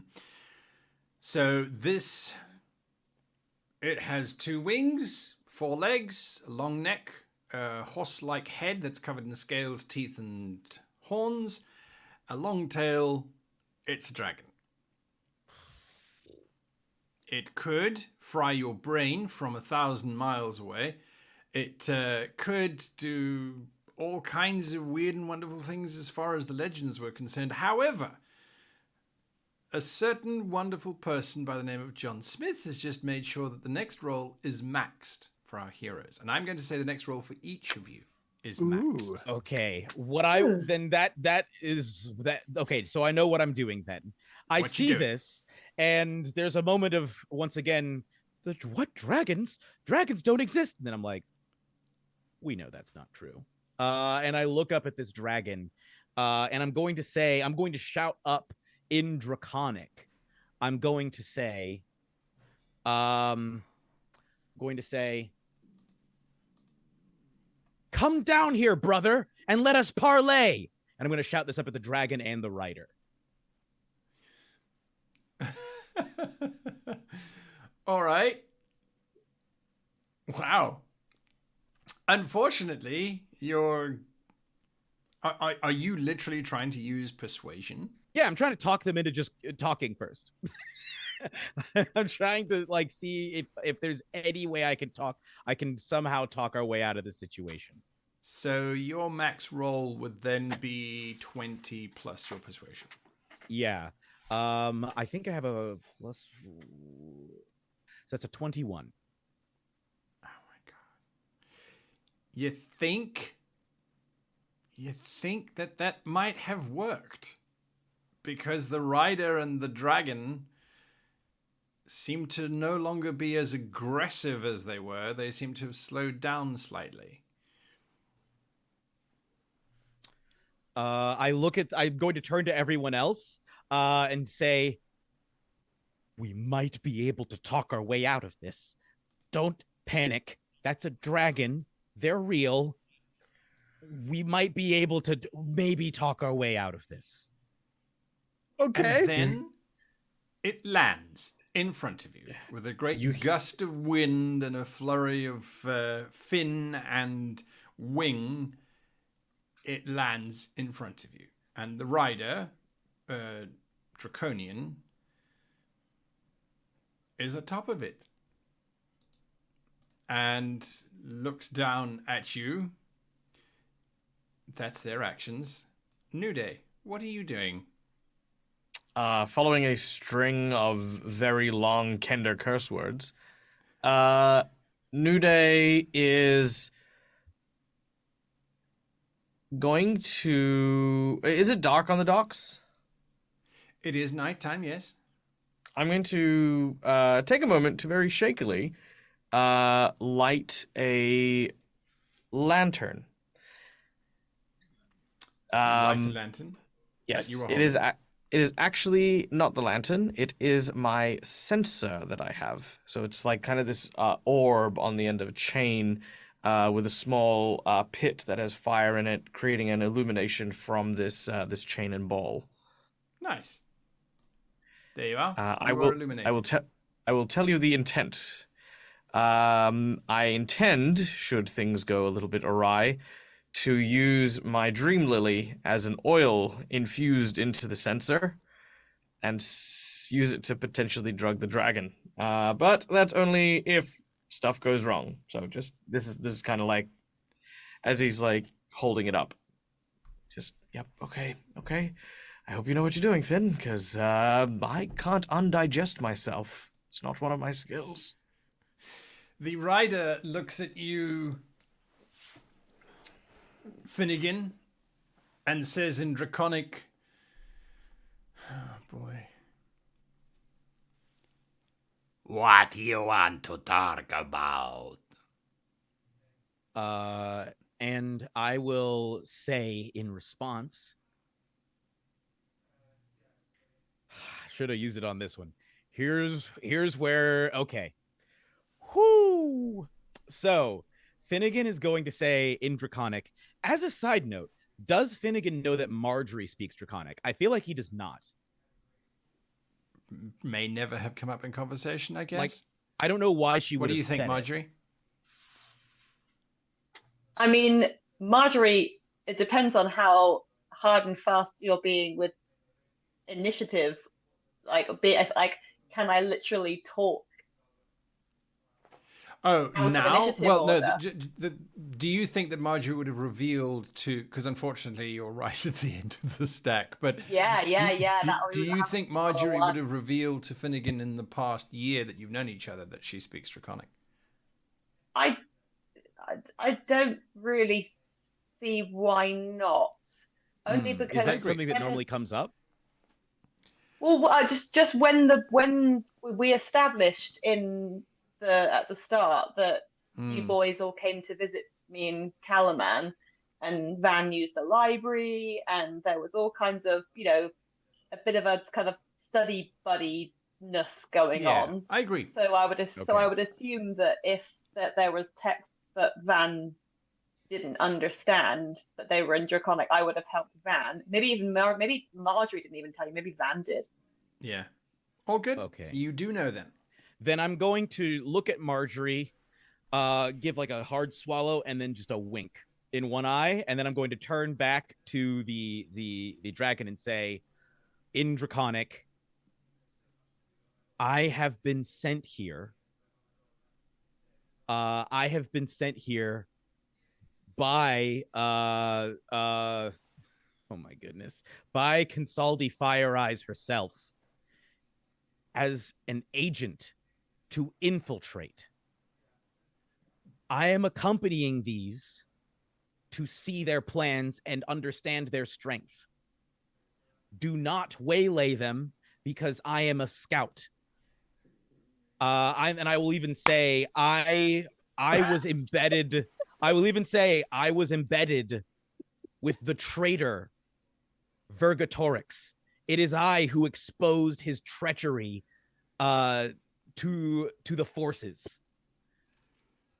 Why, then they tell Smyg to watch town, and if you run, I attack. Why they tell me this? Waste of my time. I'll say because I am so deep undercover that most people don't know I exist. Consaldi Fire Eyes is one of the few who knows. It looks as if they're about to leave. Vannwel, what are you doing? So, because Vannwel does not know Draconic, I think what he did was, as soon as the conversation was taking place, he doesn't know what's happening. He doesn't know what's being discussed. So I think he just kind of moves a bit to the side, takes out his crossbow, hand crossbow, and then kind of just points it at the creature riding the dragon, and he's holding the action. He's not kind of showing the crossbow. He's kind of like obfuscating it with the cloak, the coat that he has. So he's kind of just waiting in action to see what's gonna happen, and if he kind of attacks or anything, it's just kind of see if I can just shoot it. What's Marjorie doing? Marjorie up next. I'm going to stand forward next to Finnigan and say in Draconic, he speaks truth.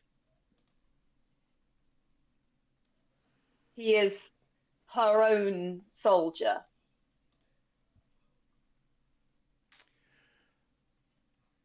Give me a performance check. Oh, well, your performance check is with maximum value, isn't it? Thanks to John. Yes, it is. Yes, it is. This draconian is not smart enough to understand what the hell's going on, so he goes, Fine. I watch. For what? and he just climbs back onto the saddle. Before he goes, I'm just going to say, do not tell your superiors about me. Consaldi Fire Eyes is the only one who can know. Simply go take a nap, go take a rest, and then report back that nothing untoward has, or maybe report back that when you arrived, we had already gone or something. I'm not saying all of this. I'm trying to think out loud. Like, report back, take a break, report back, say that you were waylaid, and that when you arrived, the town had been burned.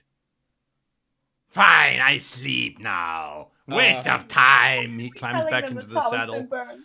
And I There's say to prove it, and basically everybody's out of the town, right? Yes, except for the last 30 people. And they're about to get onto the rafts? Yes. Okay. Then I will wait. I'll just wait. And they're about to, and I'll let them go. I won't do anything. All right. This dragon takes up into the air, and you just hear this string of curses, and then it starts to circle away. What just happened? I brought us some time. We need to go. We're just ignoring the fact that dragons are real? Just, okay. We will sure. we will talk about it. We will talk about it on the boat. We will talk about it on the raft. Let's just go. Yeah. Are the raft like ready? visibly shaking.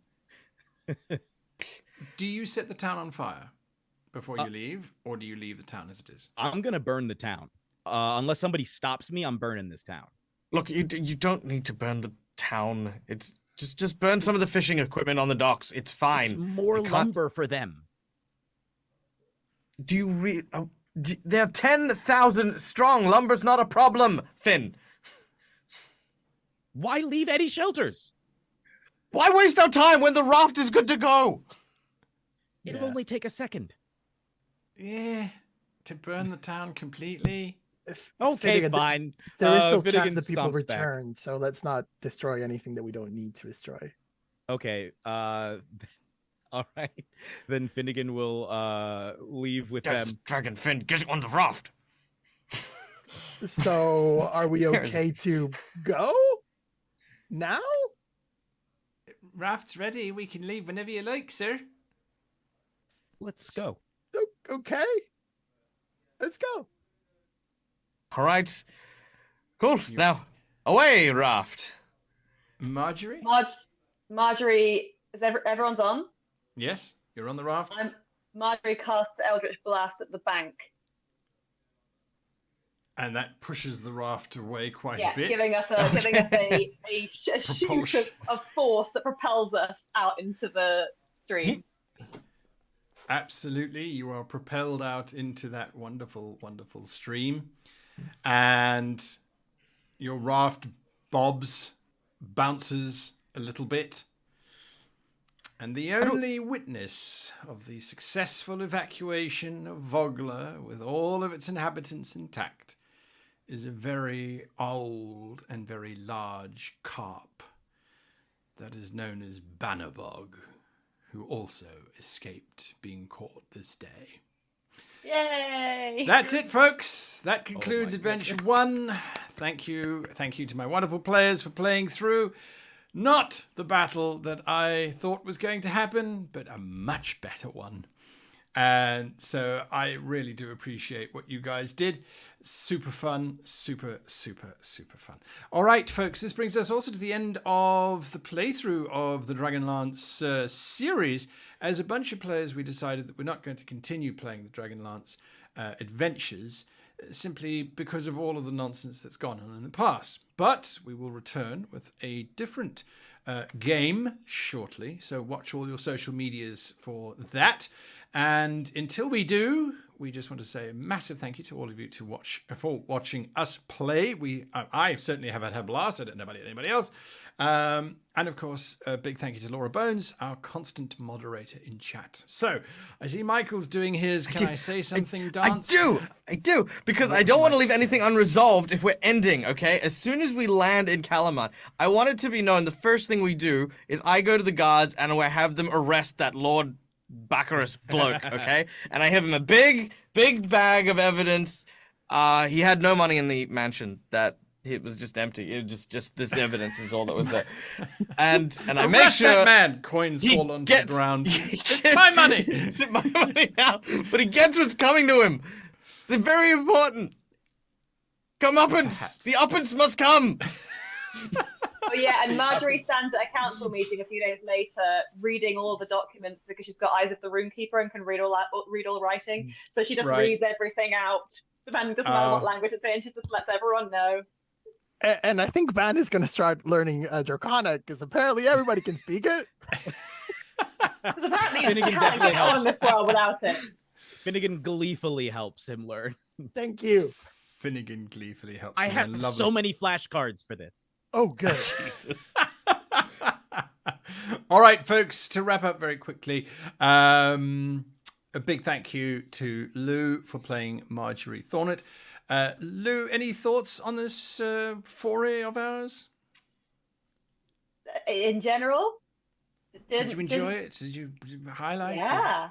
Yeah. I mean, my highlight was the little, for sure, was the little Jarrett Finnigan moment. I was just like, oh my god! I was like, thought I was gonna find it hard to carry on a little bit. So yeah, that I did not realize that was gonna affect me so much. That surprised me. Yeah, Well, it that's was good it was, role it was play. very cool. It's a good gang here. So I hope that whatever we play next, it's gonna be really good fun. Absolutely. Gabe, you played Vannwel. Yes, I did play Vannwel. This is the first time that I'm playing in the Dragonlance universe, and I enjoyed it so much. Like the setting is so good. And yeah, like I had a blast. Also first time streaming as well. So fun times. Well, we're Learning glad curve, to have you. like good. And then yes, for like the moment of tonight was definitely kind of piggybacking off like what Marjorie said, what Marjorie Lou. See, it's just that conversation between Darrett and Finnigan was peak role play. Absolutely. Michael, the wonderful I'm a wizard but not. Yeah, no, it was a lot of fun playing Nudeih. He definitely presented me with lots of challenges as not just a role player but also as just a D&D player. Because it really stressed my ability to be creative with how I pretend to continue to be a wizard. And I loved every episode. I thought it was just an absolute blast. And I think I'm going to say this, having, whenever you get to a table with people that you haven't played with before, because I know that all of you guys had met each other, but, I'd only really played with Guy in the past. Getting to share the space with you guys, I'm really, really glad that throughout the course of this adventure, I got to have like a little moment to actually bond with each and every one of you guys, whether it was Vannwel in the wheel of a log careening to what would possibly be certain death, to the duality of the diplomatic stylings of both Marjorie and Nudeih, and of course that really, really lovely bonding scene with Finn and Nudeih last week. It's just been a tremendous privilege to be able to share the space with you guys and actually play. And like Gabe, this is actually my first time in the Dragonlance universe, and I dare say that I will this will be the best Dragonlance game that I think I have / will ever play. This was just an absolute amazingly awesome journey. Well, there you go. Nicely said. And Jeremy. Oh man. I was so excited, Guy, when you had originally asked me to be a part of this, and then I had known Lou from from D&D in a Castle, and we've been buds ever since. So getting to play with you all, and then getting to meet both Michael and Gabe, and getting to play with both of you for the first time has been absolutely tremendous. I've only gotten to play a wizard once before, I think, as an actual PC, so it was really fun to get to play one again, and a low intelligence one as well, because Finnigan only has like a 13 for intelligence, but this has been like an absolute blast. Oh man, so many highlights. I think the fishing competition was a was a definite highlight, as well as I would also agree, like the bonding moments and character moments, and seeing how the different character relationships started to form through play and develop through play. I think was really exciting. And then, Guy, how well you managed to make the world feel so populated. Obviously, you're running the module, but even the things that you added in from our backstories that connected with things, I thought was 100%. absolutely fantastic and really made it feel full. Like it was like, oh, the world, there's so much going on. And the twist that Becklin and Cudgel were just going off to sacrifice themselves was unexpected, but very sad and appropriate. And it was just like, dang. Does that happen in the module? So the module presents you with multiple options on how to deal with Cudgel and with Becklin at the end. They basically say the module assumes that the players don't negotiate with the speaker, and that the players basically just say, no, sucks to you, and then the dragon army invades. So this set piece at the end of Adventure 1 is a giant battle on the docks. So what you saw in that little map, let me just go to it so you can get a sense. We're still on it, actually. So what you saw was not only the dragon, but also just a whole bunch more people that were prepared and planned for to come into this battle. There was a whole piece that was designed to play through. But as far as I'm concerned, everything that you did made absolute sense. The dice agreed with you. And so your solution was as elegant. We got, I think, if not more so. And so, yes, in the end, it says Becklin either can just die in battle, or she can just mysteriously vanish. It's basically just she goes away and you decide on how she goes away. Yeah, absolutely. I mean, there were a couple of the things in there as well that were done. Definitely the giving of the armor to Darrett was in the module. 90% of it was in the module, as a matter of fact. Most of it I was just embellishing a little bit or adding in a little bit. But the joy, I think, of the way that this one was written was that there was so much going on in this little village. I kind of felt that the village, because that's it for Vogler. Vogler burns to the ground and we never come back to it for the rest of the entire campaign. And I'm like, but there's so much attention and so much love and so much effort put into the characters within this little village that you could actually have set it here and not necessarily run off to Calaman. Because ironically, the Calaman adventure is not nearly as rich, and you would move on from there as well. So it just pretty good writing, I think. So there we are. Right, folks. My highlight was just to get to play with all of you and to see how you all leaned into the role playing. We had so many great moments. And as with all role playing games, you're planting seeds and you're looking at, oh, well, what's this whole line going on here? What's this story happening here? All these kinds of wonderful things playing through. And Michael, as much as you might want to have had Lord Baccarus arrested at the end, I'm afraid when you arrive in Calaman, he got there first and set up a whole bunch of stuff which would have caused you all kinds of grief. Evidence or not. The Fiend. The Fiend. Yes. Anyway, to all of you, I will be away at the end of February for my first round of D&D in a castle. And so as a result, I think we're probably going to take a little break while we set up the next adventure. It won't be a pre-written module. It will be homebrew. What it will be, well, you'll just have to wait and see on that one. But hopefully it will be as exciting and as good as the one that we've just run through. And so, very, very quickly, does anyone have anything that's launching? I know, Jeremy, you've got something exciting that's just launched. Do you want to talk to us about that? Yes, the Quantum Reactor. It's a science fiction movie review podcast that I launched with my friend Andrew Coons. We have just released 3 episodes this week. We release every other week. So we released episodes on Sunshine, Everything Everywhere All at Once, and Moon. We have episodes planned for a whole bunch of movies, including Looper, The Terminator, AI, Artificial Intelligence. We have a follow-up to Everything Everywhere All at Once as well. planned with a special guest, as well as even more down the line. It's been really, really fun so far, and I think the episodes that we've released are really fun, and the episodes that are coming up, I think, are going to be even better. So please go check us out on Twitter at QReactorShow, and you can find the show wherever pods are cast. There you go. And the link has already been shared by the moderators, by Laura. So there we go. Lou, you've also got something going on.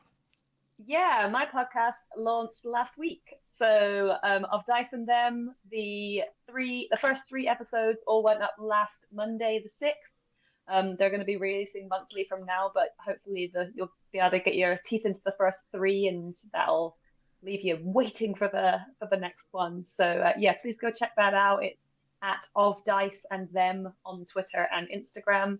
You can get that also wherever pods are cast. We've had some really good feedback about it so far. Some really nice comments on it. So yeah, please go check that out and let us know what you think. There you go. Fantastic. Fantastic. Michael, you and I are doing something that's live tomorrow, aren't we? We are indeed.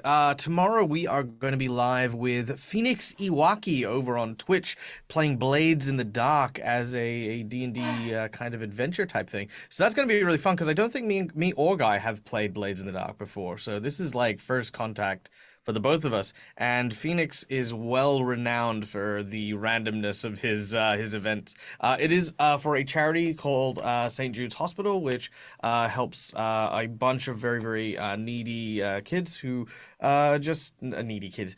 Kids in need, I feel like should be a much better way of saying that. Damn these needy kids. No. I'm glad Finnigan did the final convincing speech of the dragon, otherwise we'd still be fighting it. But yeah, also it is with Lord Gazumba and some of the guys who worked on Greyhawk, who are also be running this charity as well. So that is also freaking amazing. And I've got 2 special events coming up. Next week, I'll be doing a My Hero Academia one-shot with a system that I've just made up because I couldn't find rules I liked, so I made them. That's how I do things.